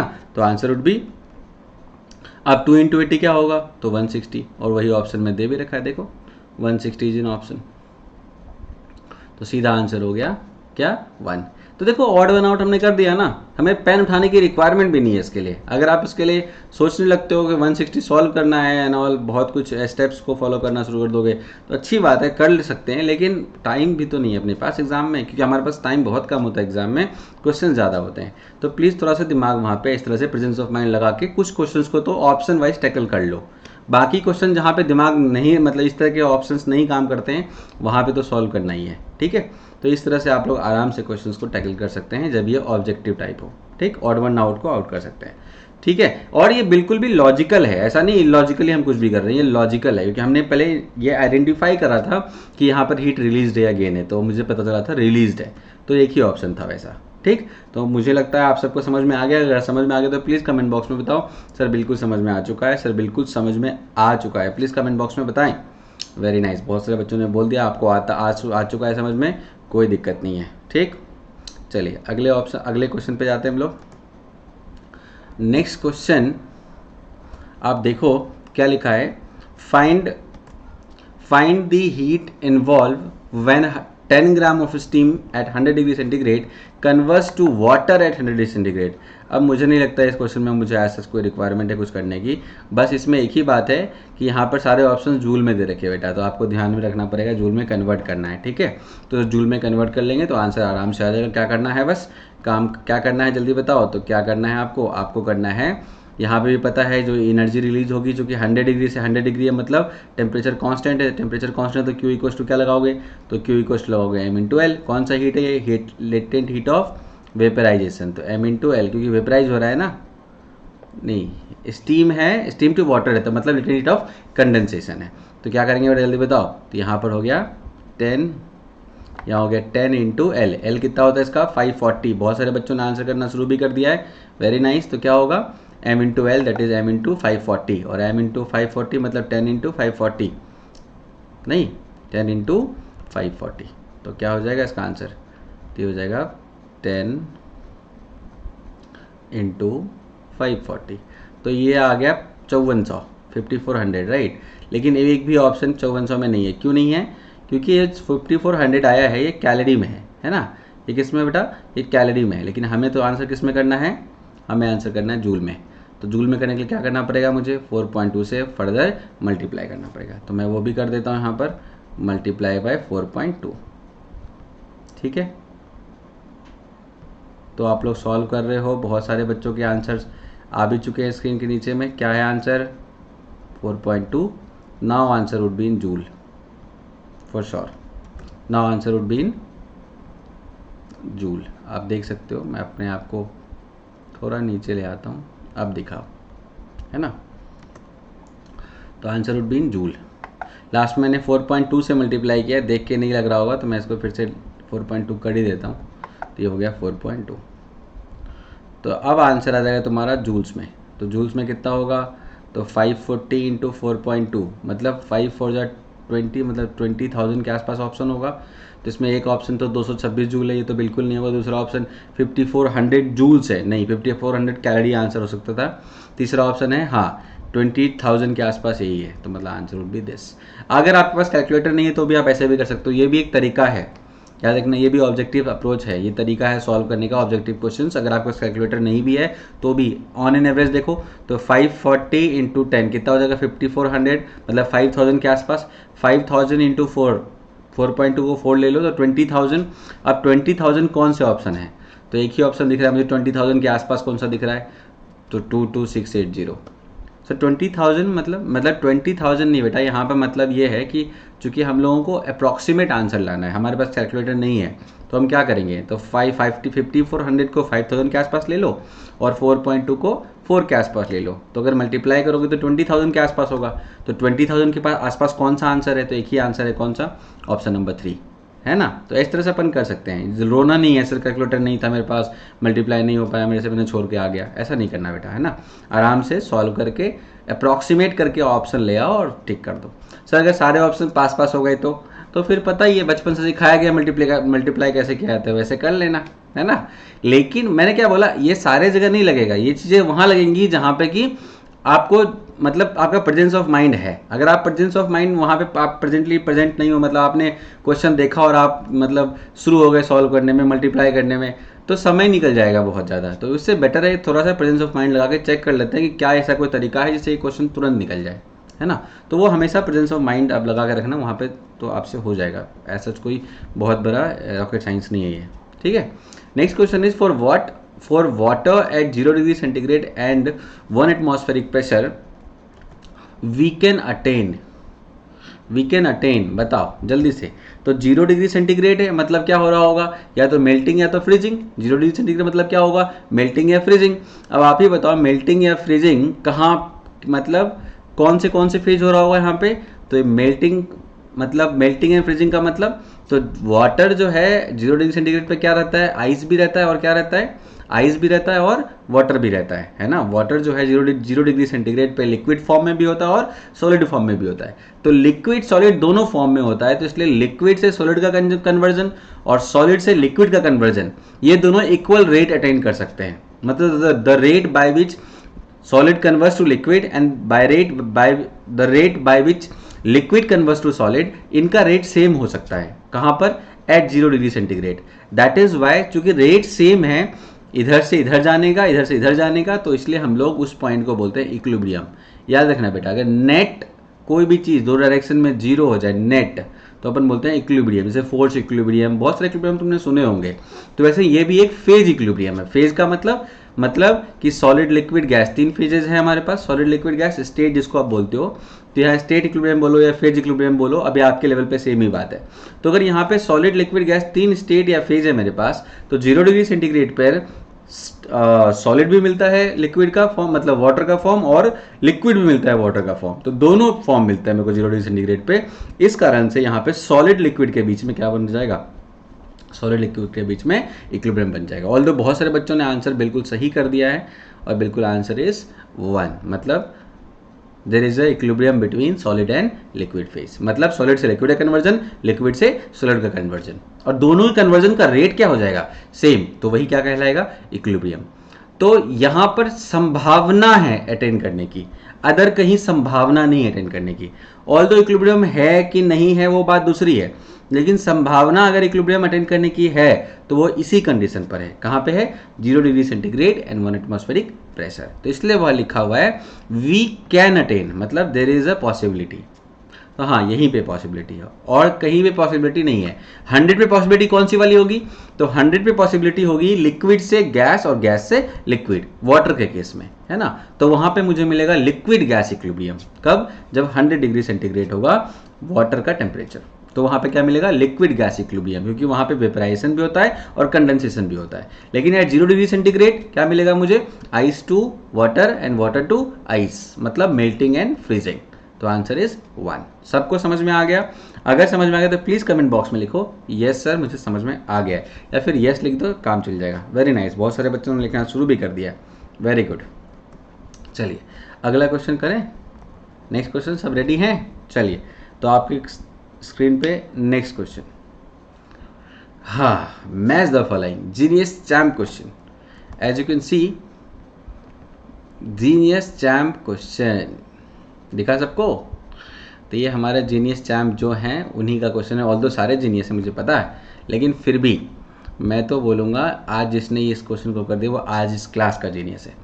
चलिए बहुत ही सिंपल है, मुझे ऐसा उसमें कुछ फाइट नहीं लग रही, लेकिन फिर भी दिमाग लगाना पड़ेगा। 3 कॉलम है और इन तीनों कॉलम को मैच करना है, ठीक है। तीनों कॉलम को मैच करके एक परफेक्ट ऑप्शन पे जाना है, ठीक। चलिए तो सबसे पहले इस क्वेश्चन को कैसे करें सर? तो इस क्वेश्चन को करने के लिए सबसे पहले अपन देखेंगे कि प्रोसेस में है क्या क्या। तो प्रोसेस में अगर देखा जाए तो सबसे पहला प्रोसेस क्या है बेटा, तो आइस से वाटर क्या कहलाता है ये, तो ये कहलाता है मेल्टिंग। नहीं, आइस से वाटर क्या कहलाता है, मेल्टिंग। तो इसके ब्रैकेट में लिख दो आर। देखो आर के मैचिंग कर रहा है ना ये, इसके ब्रैकेट में लिख दो आर। क्यों? क्योंकि आर ही तो मेल्टिंग है तुम्हारा, ठीक है। अच्छा, आइस से वाटर हीट एनर्जी रिलीज होगी या गेन होगी, तो आंसर इज आइस से वाटर मतलब हीटिंग कर रहे हैं, तो मतलब हीट एनर्जी इज गेन्ड। तो इन दोनों में से कौन सा ऑप्शन हुआ, तो ये वाला ऑप्शन हुआ। तो मतलब आर और 2 लिख दो यहाँ पे, सिंपल। बहुत सारे बच्चों ने आंसर करना शुरू भी कर दिया है, उसको 2 ऑप्शंस और नहीं दिख रहे हैं, कोई बात नहीं, ऐसे ही बने रहिए, आपको 2 ऑप्शंस और दिखेंगे। दूसरा ऑप्शन तो मैं समझ में आ गया कि ए जो है वो आर और टू से मिलने वाला है, ठीक, ए आर और टू से मिलने वाला है। अब सेकेंड ऑप्शन पे आओ, स्टीम से वाटर। अभी ऑप्शंस मत देखो, और पहले क्वेश्चन सॉल्व कर लो फिर ऑप्शन देख लेना, क्योंकि ऑप्शन देखिए ना आप कंफ्यूज होने शुरू कर दोगे। तो ऑप्शन अभी मत देखो, जब बहुत सारे क्वेश्चन ऐसे मिक्स हो जाए ना, बहुत सारे कॉलम्स, तो हमेशा पहले क्वेश्चन सॉल्व करके ऑप्शन पे जाना चाहिए, ठीक। अब R two, A R two मतलब एक ए वाले कॉलम में आर और टू होना चाहिए। तो ए वाले कॉलम में आर और टू अगर देखा जाए तो मैं एक बार ऑप्शन मैच करके देख भी लेता हूँ, ए वाले कॉलम में आर और टू कहाँ है। अरे सर ये तो एक ही है बस। देखो आप, ए वाले कॉलम में आर और टू, बस ऑप्शन नंबर 2 है। दिखा सबको? तो बताओ क्या आगे सॉल्व करने की ज़रूरत है? क्या आगे सॉल्व करने की ज़रूरत भी है? अगर आपको जो ऑब्जेक्टिव अप्रोच हो तो आप एक बार ऑप्शंस को अगर आपने ज़रा सा भी मैच करने की कोशिश करी तो आपको ऐसे ही आंसर मिल जाएगा। तो देखो ए ऑप्शन में आर और टू दिख गया मुझे, तो ए ऑप्शन में आर और टू मिल गया, तो मतलब ऑप्शन नंबर 2 तो मेरा आंसर ऐसे ही हो चुका है। लेकिन फिर भी हम लोग एक बार सारे ऑप्शंस को मैच कर लेते हैं, ठीक है। बी में क्या हो रहा है, तो स्टीम से वाटर, क्या है ये, तो स्टीम से वाटर का मतलब है सर कंडेंसेशन। तो मतलब बी में पी होगा, बी में पी होगा कंडेंसेशन, पी कंडेंसेशन यहीं पर है ना, देखो। और कंडेंसेशन में एनर्जी क्या होती है, तो कूलिंग हो रही है, क्यों, स्टीम से वाटर में कूलिंग हो रही होगी तो एनर्जी रिलीज हो रही होगी, तो मतलब इसका यहाँ पर जो है ये 1 है, क्यों, क्योंकि एनर्जी रिलीज 1 में ही है, लिखा हुआ है, लिखा हुआ है। चलिए, तो मतलब बी पी 1 होने वाला है ऑप्शन में, तो बी पी 1 ऑप्शन नंबर 2 दिख रहा है, बी पी 1 बी है। चलो सी में आओ, आइस से स्टीम बन रहा है, तो आइस से स्टीम का मतलब क्या हो रहा है बेटा, आइस से स्टीम मतलब सोचो, आइस से स्टीम, डायरेक्टली आइस से स्टीम बना दिया तुमने, मतलब सॉलिड से गैस। कौन सा ऑप्शन होगा, सब्लिमेशन। कुछ बच्चे परेशान हो गए सर आइस का सब्लिमेशन होता है क्या? नहीं होता है, इन आपको पता ही है, कार्बन डाइऑक्साइड जो सॉलिड होते हैं वही सब्लिमेशन देते हैं। लेकिन क्वेश्चन बनाने वाला कुछ भी पूछ सकता है आपसे, वो उसका इंटेंशन ये है कि आइस मतलब सॉलिड फेज से स्टीम मतलब गैस फेज में बन गया, तो ठीक है, प्रोसेस सब्लिमेशन कहलाएगा। ऐसा मत बोल देना ऐसा नहीं होता, ये क्वेश्चन गलत है हम नहीं करने वाले, तब तो बिल्कुल भी गलत हो जाएगा आपसे, आप गलत ऐसे नहीं बोलेंगे, ठीक है। तो बताओ सी में क्या आ जाएगा, सी में आ गया क्यू, और फिर उसके बाद सोचो एनर्जी रिलीज या गेन, तो आंसर है एनर्जी गेन। क्यों, क्योंकि आइस से स्टीम बना रहे हो, ऑब्वियसली आप बहुत ज़्यादा हीटिंग को ऐड करने वाले होगे, है ना। तो CQ2, अरे वाह, ऑप्शन नंबर CQ2 यहाँ भी दिख रहा है, P1 यहाँ दिख रहा है, देखो बी के नीचे P1 दिखा, बी के नीचे P1 दिखा, सी के नीचे Q2 दिखा, और ए के नीचे R2 दिखा। बिल्कुल सही बात है सर, ए के नीचे R2 दिखा R2, तो ये वाला ऑप्शन नंबर 2 मेरा राइट आंसर है। देखो कितना आसान था। अगर आपने थोड़ा सा भी धैर्य धरा होता, 1 to 1 सारे कुछ ऑप्शन देख लोगे, तो ऐसे ही आपका ऑप्शन पहले वाला जैसे मैंने सॉल्व किया था AR2 तभी हो गया था कंप्लीट। लेकिन फिर भी मैंने BC को भी, बी वाला को भी देख लिया और सी वाले को भी देख लिया, ताकि आपका मतलब जो कंसेप्ट है वो बूस्ट हो जाए। अदरवाइज ऑब्जेक्टिव अगर अप्रोच रखा जाए तो आंसर 1 सेकेंड में आ जाएगा। पहला वाला आइडेंटिफाई करेंगे और एक ही ऑप्शन ऐसा है जहाँ पे R2 लिखा हो, तो वही आंसर हो गया। मतलब अगर आपको ऑब्जेक्टिव अप्रोच आता है तो आप आराम से कोई भी क्वेश्चन ऐसे भी टैकल कर सकते हो। इसलिए मैंने आज आपको बोला था जब मैं स्टार्ट लेक्चर करने वाला था कि मैं आपको आज कुछ ऑब्जेक्टिव अप्रोच सिखाऊंगा। तो देखो मैंने ऑलमोस्ट सारे क्वेश्चंस में यूज किया है इसको, ऑलमोस्ट सारे क्वेश्चंस में यूज़ किया है। एक क्वेश्चन स्टार्ट वाला बस था, उसमें ऑब्जेक्टिव अप्रोच नहीं लग रहा था, बाकी सब में कहीं ना कहीं ऑब्जेक्टिव अप्रोच लग रहा है। तो बहुत ही सिंपल है, option number 2 is the answer. बात समझ में आ गई? सबको समझ में आया ये वाला क्वेश्चन? बहुत ही अच्छा क्वेश्चन था, इसलिए जिसने इस आंसर को कर दिया वो आज की क्लास का जीनियस है। वेरी नाइस, आपके लिए सब सारे बच्चों की तरफ से क्लैपिंग। ठीक है, वेरी गुड। ठीक है बच्चों, तो आपको शायद सारा कुछ समझ में आ गया है। अगर यहाँ तक बिल्कुल समझ में आ गया है तो इस क्वेश्चन को दोबारा से करें। सारे क्वेश्चन जो भी मैंने अभी तक किया वो सबको दोबारा से करें और बिल्कुल रिवाइज करते रहें, ताकि कोई भी तरह का प्रॉब्लम आए तो आप मुझसे पूछें और ऐसे ही करके हमारे साथ बने रहें, है ना। बिल्कुल भी टेंशन लेने वाली बात नहीं। अगर आपके सारे क्वेश्चन सही लग रहे हैं तो आप बिल्कुल भी आगे बढ़ रहे हो और ऐसे ही सारे लेक्चर्स को अटेंड करते रहें। तब तक के लिए आज मेरी क्लास यहीं पे ख़त्म होगी, क्योंकि हम लोग अब नेक्स्ट क्लास में जो पढ़ने वाले हैं वो पढ़ने वाले हैं जब हम लोग दोनों हीट को मिक्स कर देंगे। मतलब जब हम specific heat and latent heat दोनों के मिक्स वाले क्वेश्चंस देखेंगे। वहाँ पे ऐसा होगा क्वेश्चंस के अंदर कि जहाँ पर फेज भी चेंज हो रहा होगा और टेम्परेचर भी चेंज हो रहा होगा। तो ऐसे क्वेश्चंस को हम लोग देखेंगे अगली क्लास से, जो कि बहुत सारे बच्चों का डाउट्स भी है। तो वेरी नाइस, आप लोग ऐसे ही लगे रहें, बने रहें और घर में डिसिप्लिन्ड होके पढ़ाई करते रहें अच्छे बच्चों की तरह। तो आज के लिए इतना ही, मैं विदा लेता हूँ आप सबसे। Till then, stay home, stay safe, जय हिंद।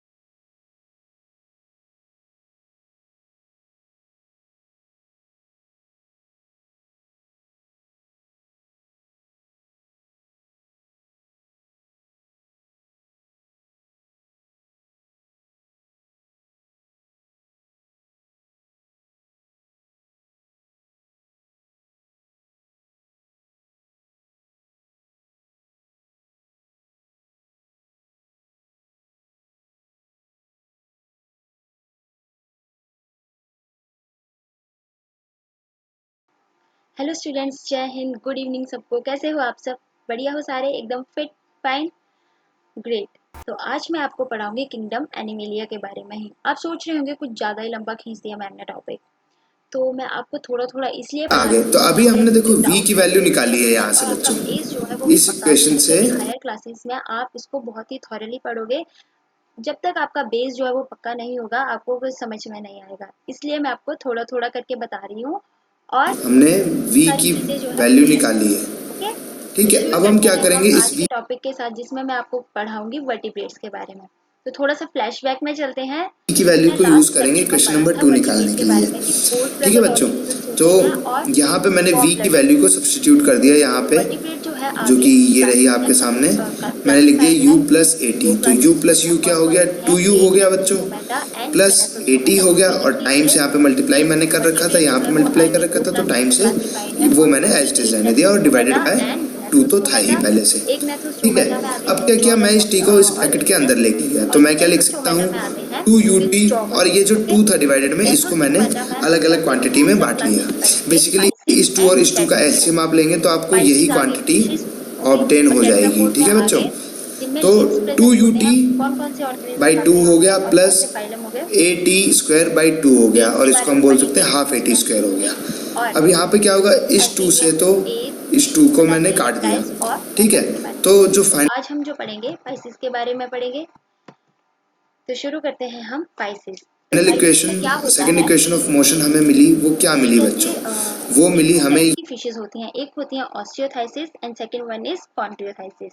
ऑस्टियोथाइसिस जो होती है वो कार्टिलेजिनियस फिशेस होती हैं, और कॉन्ड्रियोथाइसिस जो होती हैं वो बोनी फिशेस होती हैं, जिनमें बोन्स प्रेजेंट होती हैं। तो पहले हम डिस्कस करेंगे ऑस्टियोथाइसिस के बारे में। ओके, तो इनकी बॉडी जो होती है वो कार्टिलेजिनियस होती है, ये मैंने बता दिया आपको। इनमें गिल्स भी प्रेजेंट होते हैं बट ओपन होते हैं।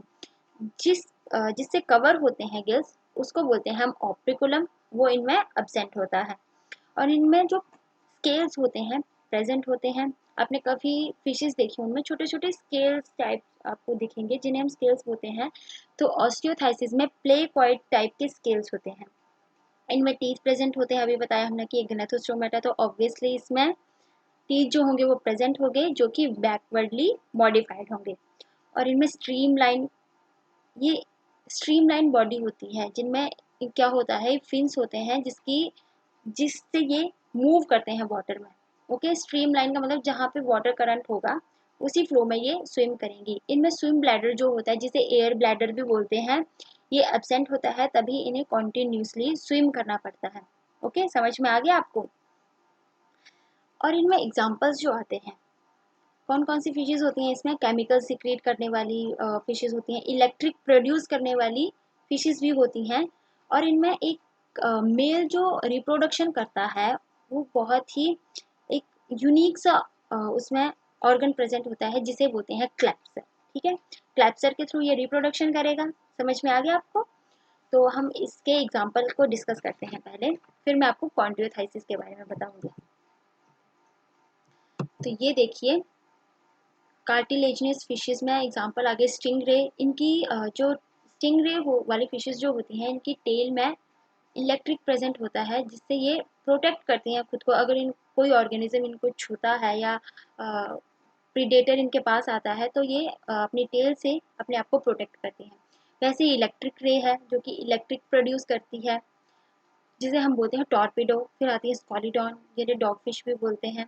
समझ में आ रहा है बच्चों आपको? जो डॉग फिश होती है उसको काफ़ी लैब में भी यूज़ करते हैं डाइसेक्शन के लिए। फिर आती हैं लाइन फिशेस, मैंडेरिन फिश, जो कि ओरिएंटल फिशेस होती हैं। एंगलर फिश देखिए, ये सारी जो होती हैं कार्टिलेजिनियस फिशेस होती हैं। अब हम डिस्कस करते हैं कौन सी फिशेस? कॉन्ड्रियोथाइसिस फिशेस, जिसमें example flying fish, sea horse and rohu आएगा। इनके बारे में हम पहले पढ़ते हैं, फिर इसके एग्जांपल डिस्कस करेंगे। तो कॉन्ड्रियोथाइसिस कैसी बताई मैंने? जिनमें बोन प्रेजेंट होती है, क्या बोलते हैं उन्हें? बोनी फिशेस, जिनमें गिल्स भी प्रेजेंट होते हैं इनमें, बट ऑप्रिकुलम के साथ। एक लेयर होती है जिसे हम बोलते हैं ऑप्रिकुलम, जो कि गिल्स को कवर करके रखती है। इनमें टीनॉइड एंड साइक्लोइड टाइप के स्केल्स प्रेजेंट होते हैं, और इनमें एयर ब्लैडर जो होता है वो प्रेजेंट होता है। और इनमें एग्जांपल तो मैंने बता दिया आपको, फ्लाइंग फिश, सी हॉर्स, रोहू हो गया, जो कि फ्लाई भी करते हैं ये। इनमें आपको सिमिलर थिंग बताऊंगी, ऑस्टियोथाइसिस एंड कॉन्ड्रोथाइसिस में। ऑस्टियोथाइसिस कैसे होती है, इन दोनों का सिमिलर जो बातें हैं कुछ, ये टू चैम्बर्ड हार्ट होती हैं। चाहे आप ऑस्टियोथाइसिस को ले लो, चाहे आप कॉन्ड्रोथाइसिस को ले लो, इन सब में टू चैम्बर्ड हार्ट होता है, one auricle and one ventricle. और ये कोल्ड ब्लडेड ऑर्गेनिजम्स होते हैं, फिशेस होती हैं, जिसे हम पोइकिलोथर्मस बोलते हैं। ये पेपर में काफ़ी पूछा भी जाता है, एक नंबर में भी आता है कि कोल्ड ब्लडेड ऑर्गेनिज्म को क्या बोलते हैं, पोइकिलोथर्मस। ये एग प्रोड्यूस करते हैं टू टाइप के, इसमें वो होंगे ओविपोरस एंड विविपोरस।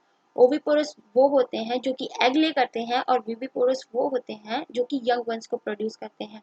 ओविपोरस में आगे जो फर्टिलाइजेशन होगी वो एक्सटर्नल होगी, और विविपोरस में इनकी फर्टिलाइजेशन जो होगी वो इंटरनल होगी। तो आपको एग्जांपल दिख गए होंगे। रोहू जो है वो मैक्सिमम खाते भी हैं, ठीक है, तो ये सी फूड भी है। तो आई होप आपको ये फिशेस का फंडा समझ में आ गया होगा। अगर कोई डाउट है तो पूछ लीजिएगा, नहीं तो लाइक ज़रूर कर दें, ठीक है। और इसका लिंक अपने फ्रेंड्स को भी भेजें ताकि उनके डाउट्स जो हैं वो भी क्लियर हो जाए। अब हम करेंगे डिस्कस एम्फीबियंस के बारे में। तो एम्फीबियंस कैसे होते हैं, इनका लिविंग मोड जो होता है वो ड्यूल होता है, मतलब कि टेरेस्ट्रियल भी होते हैं एज वेल एज ये वाटर में भी सर्वाइव करते हैं। They are found in land as well as in water. और इनकी स्किन जो होती है वो मॉइस्ट होती है, इनमें कोई स्केल्स प्रेजेंट नहीं होते हैं। जैसे फिशेस में मैंने बताया आपको कि स्केल्स प्रेजेंट होते हैं, एम्फीबियस में स्केल्स एब्सेंट होते हैं, मतलब प्रेजेंट ही नहीं होते। इनकी बॉडी जो होती है वो टू पार्ट्स में डिवाइड होती है, हेड एंड ट्रंक। ईयर जो होंगे इनमें प्रेजेंट, इन ईयर प्रेजेंट नहीं होते हैं, एक ओपनिंग होती है जिसे बोलते हैं टिम्पैनम। याद रखिएगा, इनको बोलते हैं टिम्पैनम, जिसमें पिन एब्सेंट होते हैं। जैसे हमारे ईयर जो होते हैं पिन एब्सेंट प्रेजेंट होता है ना, एक्सटर्नल ईयर जिसे बोलते हैं, इनमें इंटरनल ईयर होता है जिसे हम टिम्पैनम बोलते हैं, और जहाँ से इनकी ईयर की ओपनिंग होती है। इनमें लंग्स भी होते हैं प्रेजेंट, और गिल्स के थ्रू भी ये रेस्पिरेशन करते हैं। साथ ही साथ ये स्किन से भी रेस्पिरेशन करते हैं। स्किन से जो रेस्पिरेशन करेंगे उसको बोलेंगे क्यूटेनियस रेस्पिरेशन। याद रखिएगा, स्किन से जो रेस्पिरेशन करते हैं एम्फीबियंस उनको बोलते हैं क्यूटेनियस रेस्पिरेशन। आई होप बच्चों आपको ये सब समझ में आ रहा होगा। अगर कुछ समझ में नहीं आ रहा तो आप मुझसे पूछ सकते हो, ओके। और जो भी मैं आपको चीज़ें बता रही हूँ उसको नोट करते जाओ, बहुत ही इंपॉर्टेंट चीज़ें बता रही हूँ। पेपर में काफ़ी पूछते हैं, एक एक नंबर में तो बहुत पूछे जाते हैं ये क्वेश्चन। फिर इनका एम्फीबियन का जो डाइजेस्टिव सिस्टम होगा, एक्सक्रीटरी सिस्टम होगा, एंड रिप्रोडक्टिव सिस्टम जो होगा वो सिर्फ एक सिंगल ओपनिंग के साथ ही होगा। ये तीनों की प्रोसेस जो चलेगी, digestive system, excretory system and reproductive system, इन तीनों की जो वो होगी, सिस्टम जो होगा सिर्फ एक सिंगल ओपनिंग के साथ ही होगा। इन तीनों का जो भी सिस्टम बताया मैंने आपको, जिस सिंगल ओपनिंग का नाम क्या है, क्लोका। उसी से ये अपना फूड जो डाइजेस्ट करेंगे, एक्सक्रीशन भी वहीं से करेंगे, और रिप्रोडक्शन भी वहीं से ही होगी उनकी। और इनमें फिशेस की तरह टू चैम्बर्ड हार्ट प्रेजेंट नहीं होता है, थ्री चैम्बर्ड हार्ट प्रेजेंट होता है, two auricle and one ventricle. ये कोल्ड ब्लडेड एनिमल होते हैं, ओके, मतलब कि पोइकिलोथर्मस थर्मल ही होते हैं ये। इनमें फर्टिलाइजेशन जो होती है वो एक्सटर्नल होती है, बट डेवलपमेंट जो होगी वो इनडायरेक्ट होगी।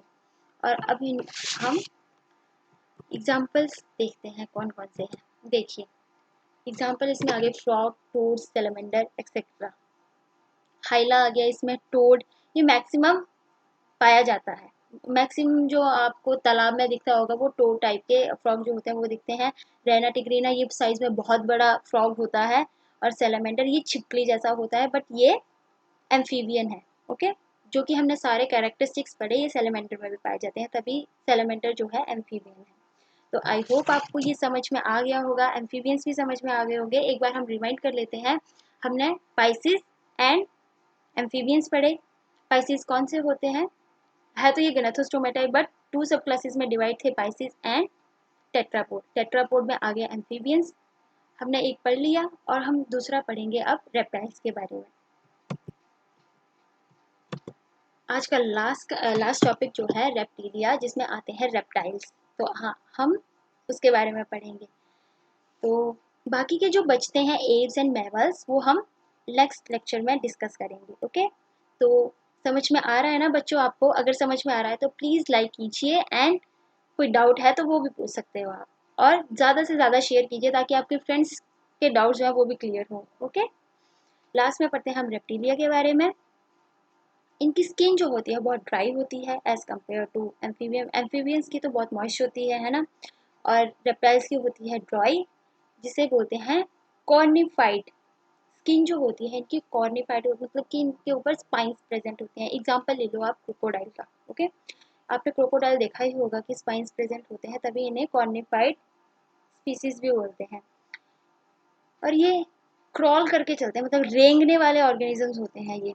इनमें लिम्स प्रेजेंट नहीं होते हैं, लिम्स तो प्रेजेंट होते हैं बट ये क्रॉलिंग करके अपनी मूवमेंट करते हैं। ओके, इनमें टिम्पैनम भी प्रेजेंट होता है, जैसे कि हमने एम्फीबियंस में पढ़ा एक्सटर्नल पिन्ना जो होता है वो एब्सेंट होता है, इनमें टिम्पैनम जो होगा वो प्रेजेंट होगा।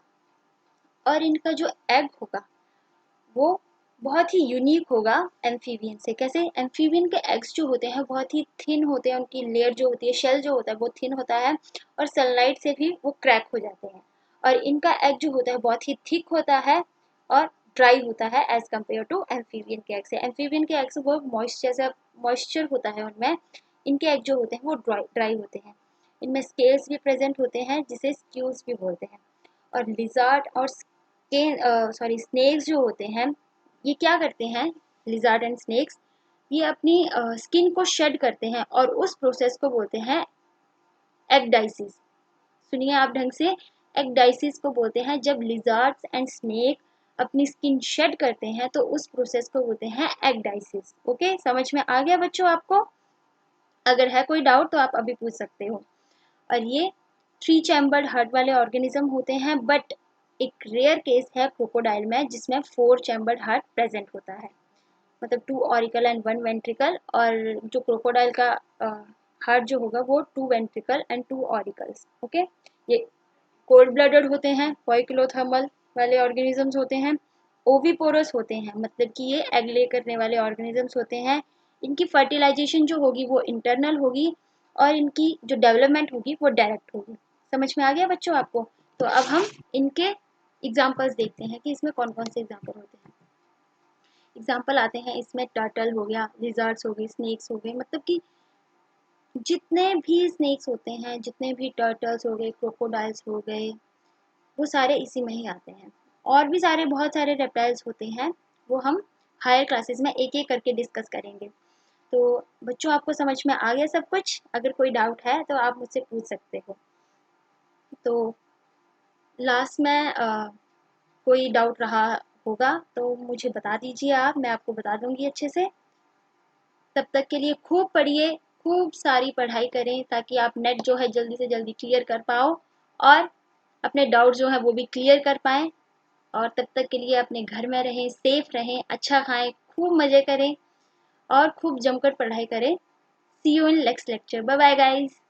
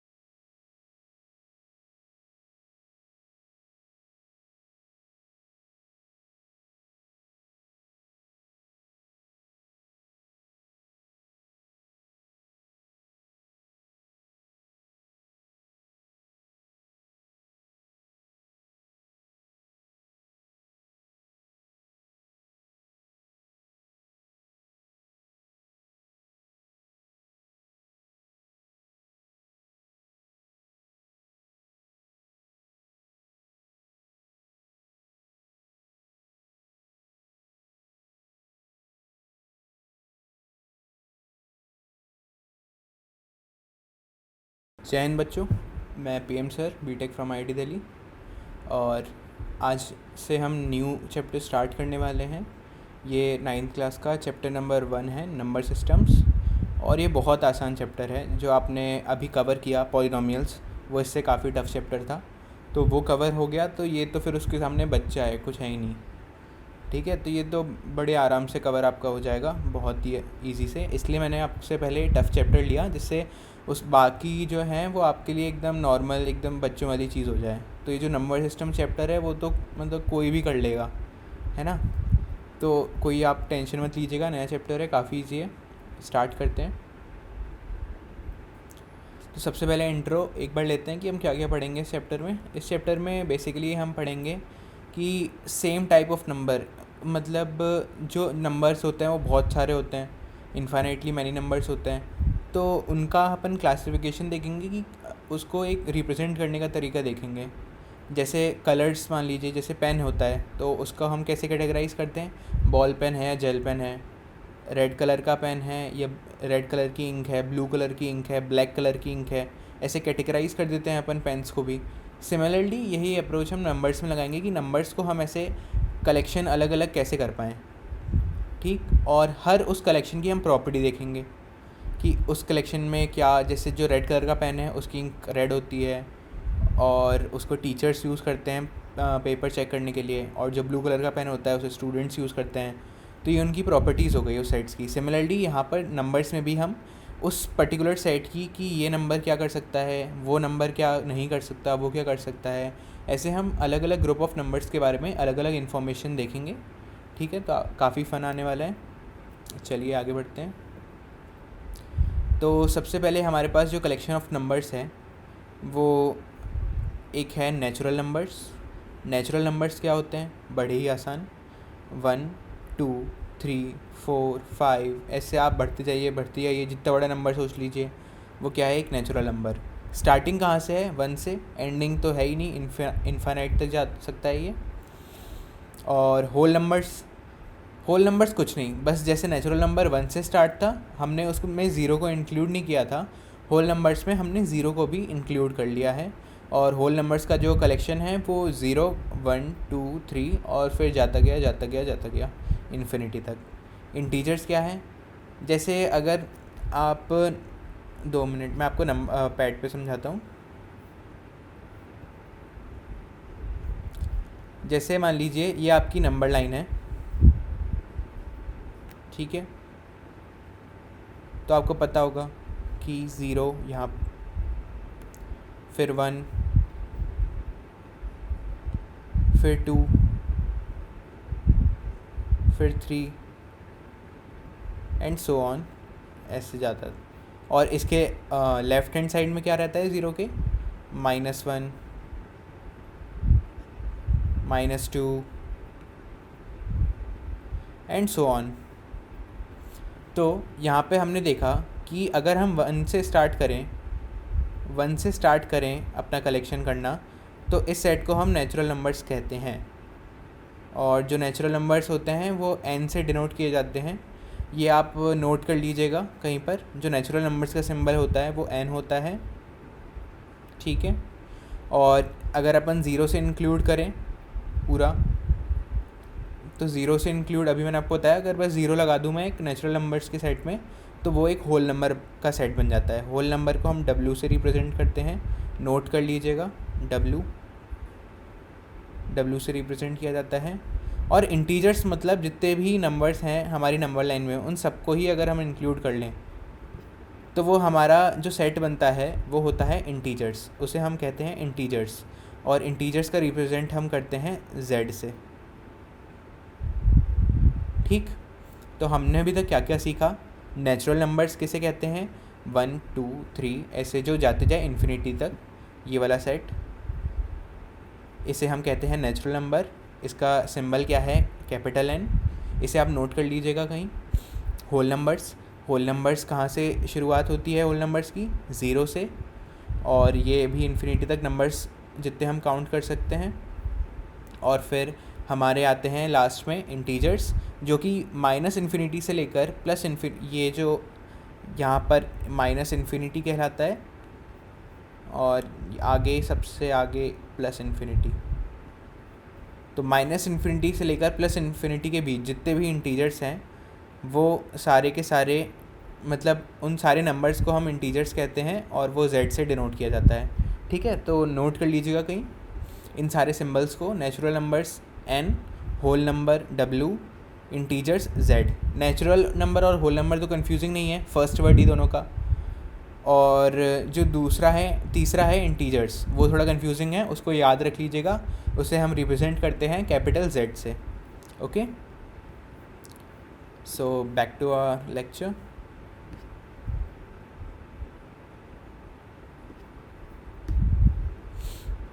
ठीक, ये हमने देख लिया है। अब रैशनल नंबर्स ये एक नया सेट ऑफ नंबर्स आया। रैशनल नंबर्स वो नंबर्स होते हैं जिनको हम p/q के फॉर्म में लिख पाएँ, जहाँ पर p और q इंटीजर्स हैं और q की वैल्यू नॉट इक्वल्स टू 0 है। इंटीजर्स का सेट हम जानते हैं, माइनस इन्फिनिटी से लेकर इन्फिनिटी के बीच में जितने भी नंबर्स हैं, नंबर्स यानी 1 2 3 -4 -5 0। तो रैशनल नंबर्स क्या हैं? p/q के फॉर्म में, p डिवाइडेड बाय q के फॉर्म में हम लिख पाएँ। और जहाँ पर हमने खाली ये कंस्ट्रेंट लगा दिया कि q नॉट इक्वल्स टू 0 है। ठीक, ये पता होना चाहिए, याद होना चाहिए कि q जो है उसकी वैल्यू नॉट इक्वल्स टू 0 है। एग्जाम्पल देखते हैं, जैसे देखिए 1 डिवाइडेड बाई 2, 1 और 2 दोनों इंटीजर्स हैं। 25 को हम कैसे लिख सकते हैं? 25 रैशनल नंबर क्यों है? क्योंकि हम 25 को ऐसे रिप्रेजेंट कर सकते हैं, या आप सोचिए हर इंटीजर को अपन ऐसे रिप्रेजेंट कर सकते हैं कि the value of integer and divided by 1, 25 divide by 1।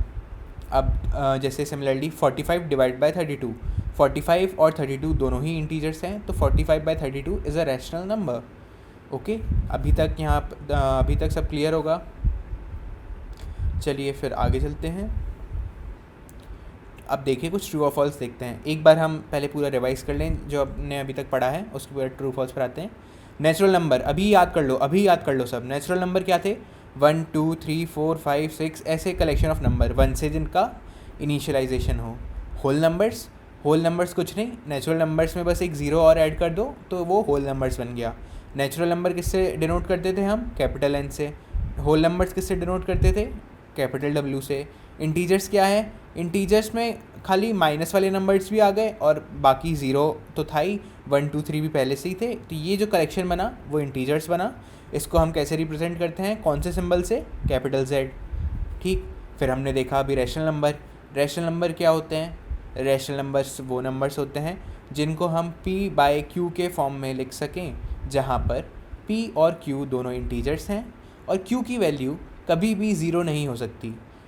और ये मैंने अलग से इसलिए लिखा क्योंकि जो ज़ीरो है वो भी एक इंटीजर ही है, और अगर हम शुरू में लिख रहे हैं कि where p and q are integers, तो जो रीडर है यानी कि जो आप हैं, आपको लगेगा कि q तो फिर ज़ीरो भी हो सकता है because zero is an integer.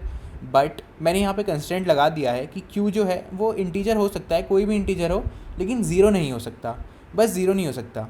ठीक है, अब चलिए हम ट्रू फॉल्स पर आते हैं। जैसे ए देखिए, all whole numbers are natural numbers. बताओ भाई क्या ये सही लिखा है, या जो उसके आगे लिखा है फॉल्स वो सही लिखा है? बताओ। अभी आपको पता है होल नंबर्स क्या होते हैं, नेचुरल नंबर्स क्या होते हैं। ऑल होल नंबर्स क्या थे? 0 1 2 3 एंड सो ऑन। और नेचुरल नंबर्स क्या थे? 1 2 3 एंड सो ऑन। तो क्या सभी होल नंबर्स नेचुरल नंबर्स हैं? सभी होल नंबर्स नेचुरल नंबर्स होते अगर होल नंबर में एक ज़ीरो ना आता। एक ज़ीरो हमने घुसा दिया तो उसके चक्कर में मैं ये कह सकता हूँ कि ज़ीरो तो एक होल नंबर है लेकिन नेचुरल नंबर नहीं है, तो फिर ये स्टेटमेंट तो भाई गलत हो गया, यानी कि फॉल्स। दूसरा देखते हैं, all natural numbers are whole numbers. क्या ये सही लिखा है यार? नेचुरल नंबर्स थे 1 2 3 एंड सो ऑन, और होल नंबर्स थे 0 1 2 3 एंड सो ऑन।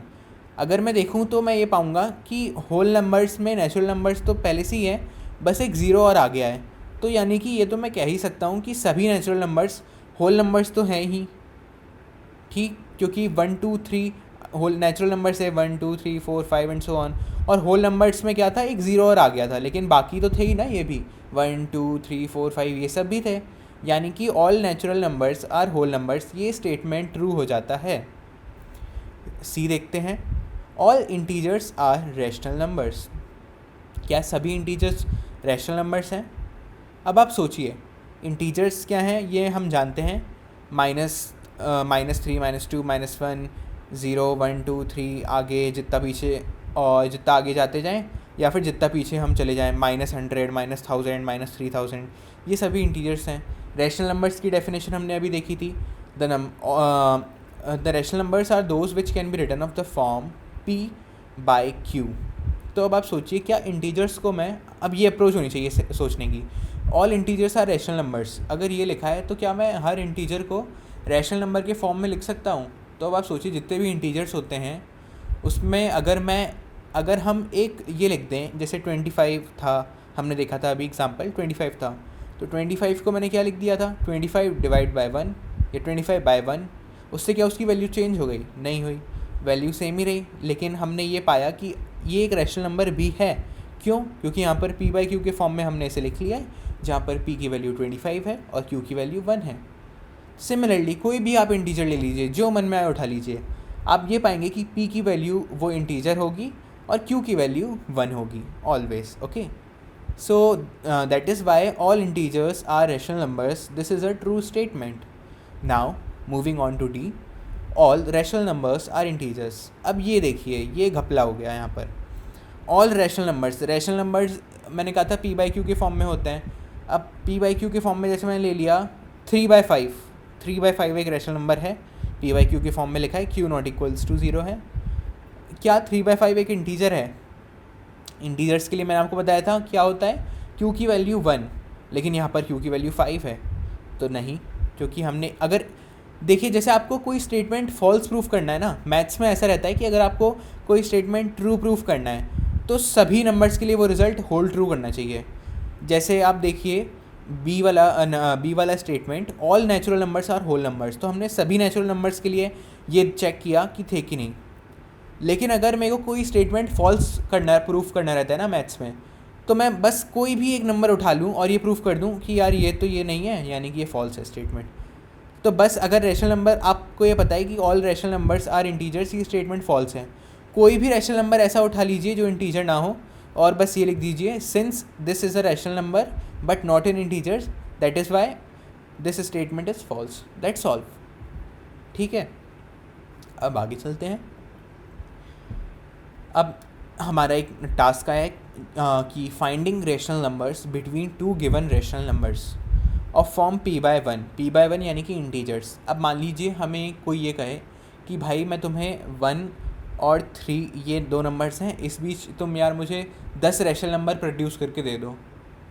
तो प्रोड्यूस तो आप कर देंगे, लेकिन आपको एक स्पेसिफिक सेट या स्पेसिफिक तरीका, स्पेसिफिक मेथड पता होना चाहिए जिससे आप प्रोसीड करें। नहीं तो हो सकता है आप नंबर्स रिपीटेड दे दें या और कोई मिस्टेक कर दें। तो हम उसी स्टेप्स को पढ़ेंगे, उसी प्रोसीजर को पढ़ेंगे कि कैसे हम दो गिवन रैशनल नंबर्स के बीच कितने भी, और ये मैं आपको बता रहा हूँ कि जैसे फर्स्ट पॉइंट देखिए, between two rational numbers there are infinitely many rational numbers. ये पॉइंट टू बी नोटेड है यार, इसे कहीं नोट कर लीजिएगा। Between two rational numbers there are infinitely many rational numbers. समझ रहे हो आप? मतलब ये 10-20 नंबर्स तो बहुत छोटी बात हो गई इन्फिनिटी के मामले में। मतलब मैं आपको करोड़ लाख इतने नंबर्स दे सकता हूँ, इतने नंबर्स या इससे भी ज़्यादा इनफाइनाइट नंबर्स हैं किसी भी 2 नंबर्स के बीच में, रैशनल नंबर्स के बीच में। अब जैसे देखिए कि जो रैशनल नंबर है between two given rational numbers, और स्पेशली इस केस में हम इंटीजर्स की बात कर रहे हैं, तो वो 2 तरीक़ों से निकाला जा सकता है। जो सबसे पहला मेथड है उसमें हम ये मानते हैं, मतलब ये हमने माना कि जो क्वेश्चन में हमें दिया है कि a एंड b, ये these are the 2 rational numbers, now you need to find n rational numbers between a and b। तो इसकी नीचे जो अप्रोच है वो मैं आपको पैड पे एक बार करके दिखाता हूँ।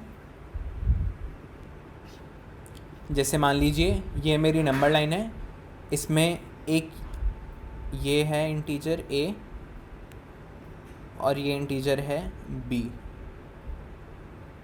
अब आपसे किसी ने कहा कि आपको इन दोनों नंबर्स के बीच या इन दोनों इंटीजर्स के बीच या इन दोनों रैशनल नंबर्स के बीच आपको n रैशनल नंबर्स फाइंड करने हैं, तो उसका मैं आपको जो अप्रोच बता रहा हूँ उसको ध्यान से समझिएगा। a और b का जो मिड पॉइंट होगा वो a और b के बीच में नहीं है, और उसकी वैल्यू कितनी होगी, a प्लस b/2। ठीक है, इसमें किसी को कोई दिक्कत नहीं होगी। और ये देखिए, ये जो नंबर है ये एक रैशनल नंबर है, p/q के फॉर्म में लिखा जा सकता है, जहाँ पर q की वैल्यू कितनी होगी 2 और a प्लस b p की वैल्यू। ठीक, तो ये हमारा एक रैशनल नंबर आ गया। सिमिलरली जैसे एक किसी ने दिया होता तो हमने एक तो निकाल लिया बड़ी आसानी से। सिमिलरली मान लीजिए किसी ने दिया होता कि 3 निकालो, तो 3 अब कैसे, अब जैसे ये देखिए कि a और a प्लस b/2 के बीच में जो नंबर होगा, जो इन दोनों का मिड पॉइंट होगा, वो भी तो अल्टीमेटली a और b के ही बीच का नंबर है, ये वाला। और इसकी वैल्यू कितनी होगी, a प्लस b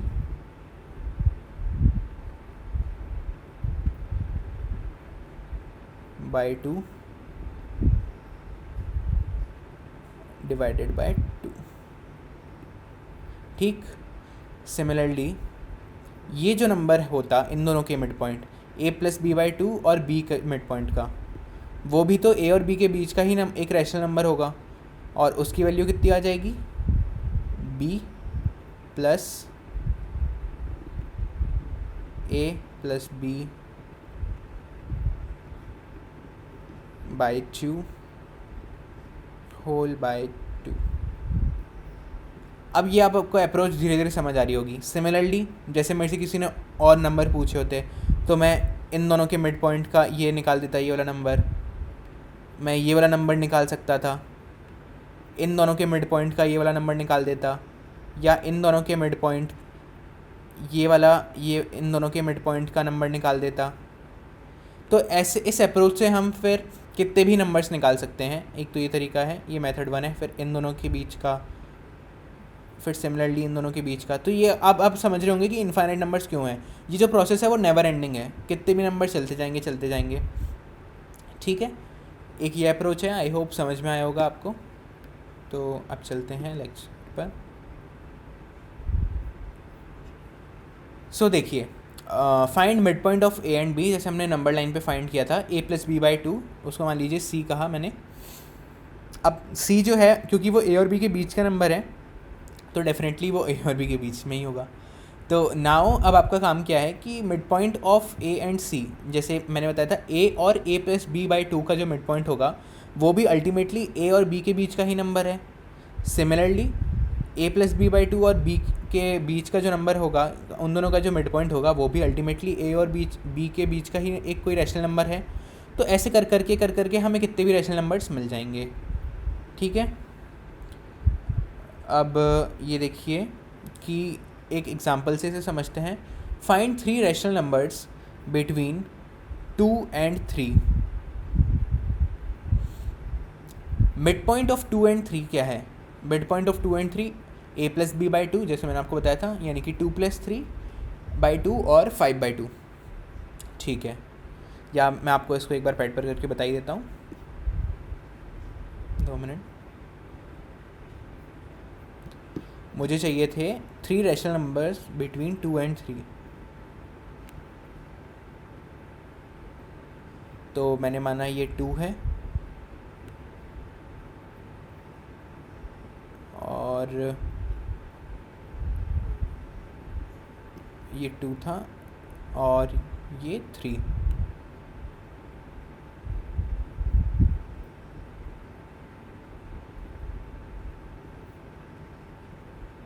ये 2 और ये 3, मान लीजिए इन दोनों का मिड पॉइंट यानी कि ये है, इसकी वैल्यू कितनी आती, a प्लस b/2, जैसे मैंने आपको बताया था, यानी कि 2 + 3 और 5/2। ये 5 कैसे आया, सबको क्लियर है, 2 + 3/2। ठीक, एक रैशनल नंबर मैंने ये निकाल लिया, एक 5/2 तो पक्का 2 और 3 के बीच का नंबर है। अब मेरे को क्योंकि 2 और निकालने हैं तो मैं इन दोनों के बीच का ये वाला निकाल लूँ, ये वाला नंबर, और फिर इन दोनों के बीच का ये वाला नंबर। ठीक है, तो इसकी वैल्यू कितनी आ जाएगी 2 प्लस 5/2 डिवाइडेड बाय 2, और इस नंबर की वैल्यू 3 प्लस 5/2 डिवाइडेड बाय 2। ये अगर आप इसे सॉल्व करेंगे तो इसे हम ऐसे लिख सकते हैं, जब हम एलसीएम लेंगे तो ये इसका एलसीएम 2 यहाँ पर 2 आएगा, और ये 4, तो ये आ गया 9/4, ठीक है। जब हम इसको लिखेंगे तो एक इसका एलसीएम भी 2 आया, तो इसको हमने लिख दिया 6 + 5/2, और एक पहले से था डिवाइड में 2, तो ये सॉल्व होने पर बना हमारा 11/4। ओके, सो अब हम कह सकते हैं 9/4, 5/2 and 11/4 are the 3 rational numbers between 2 and 3। Okay, clear everyone? Now तो अब आप ये देखिए थियोरेटिकली कि मिड पॉइंट ऑफ 2 and 3 5/2 हमने पता लगा लिया, 5/2 एक रैशनल नंबर भी है और बिटवीन 2 and 3 तो है ही। नाउ अब हम और थोड़ा डीप गए और अंदर गए, 2 और 5/2 का मिड पॉइंट निकाला जो कि आया 9/4, फिर हमने 5/2 और 3 का मिड पॉइंट निकाला जो कि आया 11/4। तो ऐसे करके हमने 3 रैशनल नंबर्स निकाल लिए। और लेकिन अब आप नोट देखिए, जैसे कि मैंने आपको बताया था नोट काफ़ी इंपॉर्टेंट होते हैं, आपको अप्रोच देते हैं। तो इस नोट का आपसे रिक्वेस्ट ये है कि this method is used only when we need to find less rational numbers between 2 given rational numbers. यानी जैसे आपसे कोई कहे कि 3 रैशनल नंबर निकाल लो, 5 निकाल लो, 4 निकाल लो, तो जब छोटे नंबर्स निकालने हो जैसे 5 रैशनल नंबर, 6 रैशनल नंबर, तब आप इस मेथड का यूज़ करें।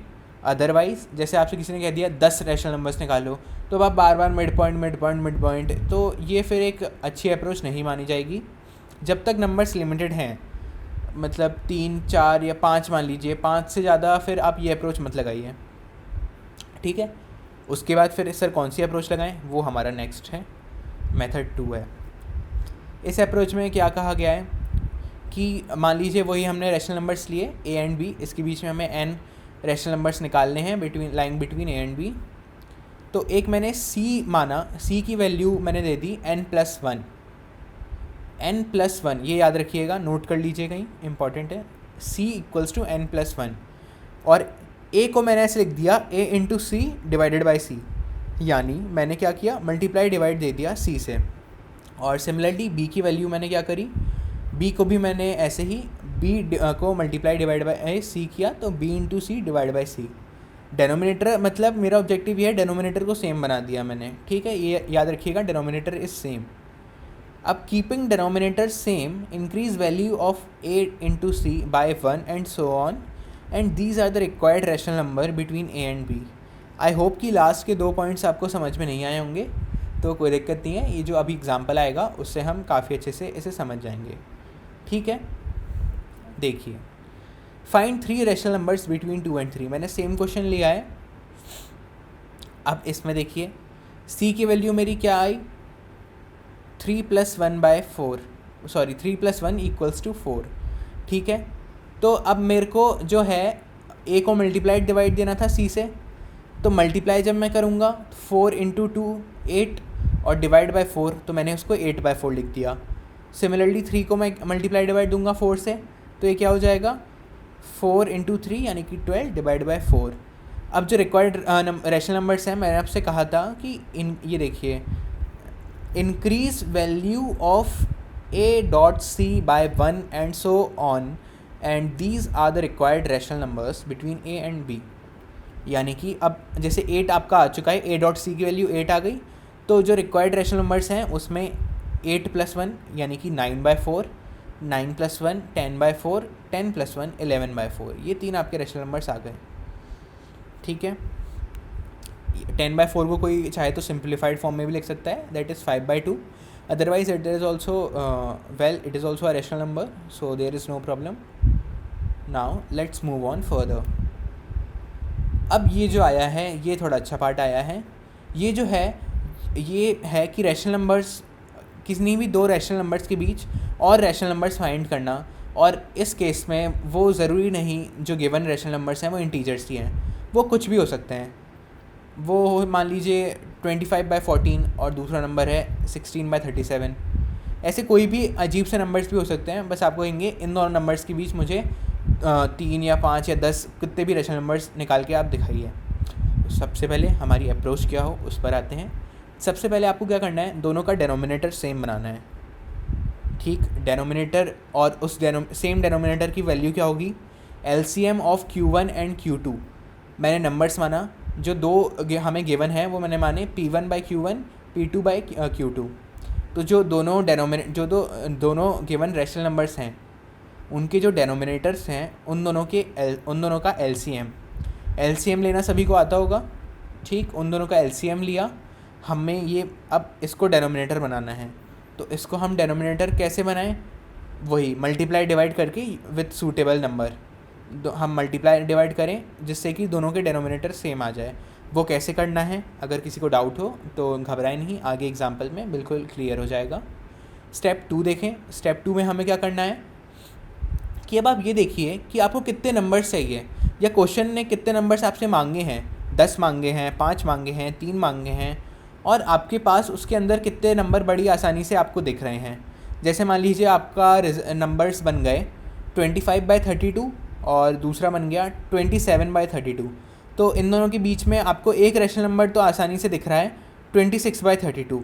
तो अगर पूछा होता कोई एक रैशनल नंबर बता दो तो आप सीधे 26/32 लिख देते. और अगर मान लीजिए बोलता कि 3 रैशनल नंबर चाहिए, तो क्या करना है, उसके बाद हमें एक किसी भी नंबर से, चाहे वो 3 हो 4 हो, दोनों नंबर्स को जो गिवन है उन दोनों को मल्टीप्लाई डिवाइड करना है फिर से. तो उससे जो बैंडविड्थ है या जो गैप है वो दोनों न्यूमरेटर्स का स्पेशली वो बढ़ जाएगा. या अभी आपको अगर नहीं समझ में आया हो तो चल है, कोई दिक्कत नहीं है, एग्जाम्पल से काफ़ी क्लियर होगा. देखिए, जैसे 20 रैशनल हमें फाइंड करने हैं 20 रैशनल नंबर्स 3/5 एंड 5/4 के बीच में, बिटवीन 3 एंड 5 एंड 5/4. तो हमने सबसे पहले दोनों के डेनोमिनेटर्स का LCM देखा कितना आना चाहिए. 5 और 4 का LCM कितना होगा, 20 होगा. इसमें किसी को कोई दिक्कत नहीं. LCM 5,4 = 20. अब हमें दोनों का डेनोमिनेटर 20 बनाना है. तो 3/5 को मैं किस नंबर से मल्टीप्लाई डिवाइड करूं. अब फिर ये क्वेश्चन आना चाहिए खुद पे कि यार मैं किस नंबर से मल्टीप्लाई डिवाइड करूं 3/5 को कि इसका डेनोमिनेटर की वैल्यू मेरी 20 बन जाए. तो अब आप सोचिए कि डेनोमिनेटर इसका 5 है यार, तो 5 × 4 में जानता हूँ 20 होता है. तो यानी कि 3/5 को मैं मल्टीप्लाई डिवाइड 4 से कर देता हूँ तो मेरे को 20 मिल जाएगा डेनोमिनेटर में. ये अप्रोच होना है. ठीक है, तो मैंने मल्टीप्लाई डिवाइड 4 से किया तो मेरे को आउटपुट मिला 12/20. सिमिलरली 5/4 में डेनोमिनेटर 4 है, मेरे को चाहिए 20. तो अगर मैं 4 को 5 से मल्टीप्लाई करता हूँ तो मुझे 20 मिलता है. यानी कि इस पूरे 5/4 को मल्टीप्लाई डिवाइड में 5 से दे देता हूँ तो क्या आएगा 25/20. अब आप देखिए इसके बीच में कितने रैशनल नंबर्स आपको साफ दिख रहे हैं. 13/20, 14/20, 15/20, ऐसे करते करते करते 24/20 तक. लेकिन ये कितने नंबर्स होंगे टोटल, ये टोटल 12 रैशनल नंबर्स हैं और हमसे कितने पूछे हैं 20, यानी कि 20 रैशनल नंबर्स. तो अब हमारे पास अभी 12 ही हैं, हमसे 20 पूछे हैं. तो मैंने आपको बताया था कि किसी भी एक ऐसे नंबर से मल्टीप्लाई कर दीजिए जिससे गैप बढ़ जाए न्यूमरेटर्स का. मल्टीप्लाई डिवाइड दोनों करना है वरना वैल्यू ही चेंज हो जाएगी नंबर्स की, तो ये नहीं करना है हमें. तो हमने इस केस में जैसे मल्टीप्लाई डिवाइड किया 2 से, वो आपको दिख जाएगा जैसे आप प्रैक्टिस करेंगे क्वेश्चंस की. तो हमने 2 से मल्टीप्लाई डिवाइड किया दोनों नंबर्स को जो कि कन्वर्टेड नंबर्स हैं, जिसका हम डेनोमिनेटर सेम बना चुके हैं. उन नंबर्स को हमने मल्टीप्लाई डिवाइड किया with same number, that is हमने इस केस में 2 ले लिया. तो अब वो क्या बन जाएंगे, 12 × 2 24 और 20 × 2 40. 24/40. सिमिलरली दूसरा नंबर 25 × 2 50, 20 × 2 40. तो एक बन गया 24/40, एक बन गया 50/40. इसके बीच में आपको 20 रैशनल नंबर्स मिल गए. तो आपका काम आसान हो गया, आपने लिख दिया 25,40, 26,40 से dot dot dot dot dot, अब 20 रेशनल नंबर्स निकालने थे तो 44,/40, ये आपके आंसर्स आ गए, 20 रेशनल नंबर्स आपने फाइंड कर लिए। तो आई होप ये टॉपिक सबको सिंपल लग रहा होगा, और सिंपल ही है, बिल्कुल भी पैनिक नहीं होना है। अगर कुछ भी इसमें ऐसा लगता नहीं मुझे कुछ समझ में ना आया हो, अगर कुछ भी समझ में नहीं आया ना, मैं कह रहा हूँ बस एक बार इस लेक्चर को आप फिर से देख लेना, 100% पूरा समझ में आ जाएगा। ठीक है, ठीक है, फिर मिलते हैं अगली क्लास में। तो आज के लिए इतना ही, बाय एवरीवन, जय हिंद।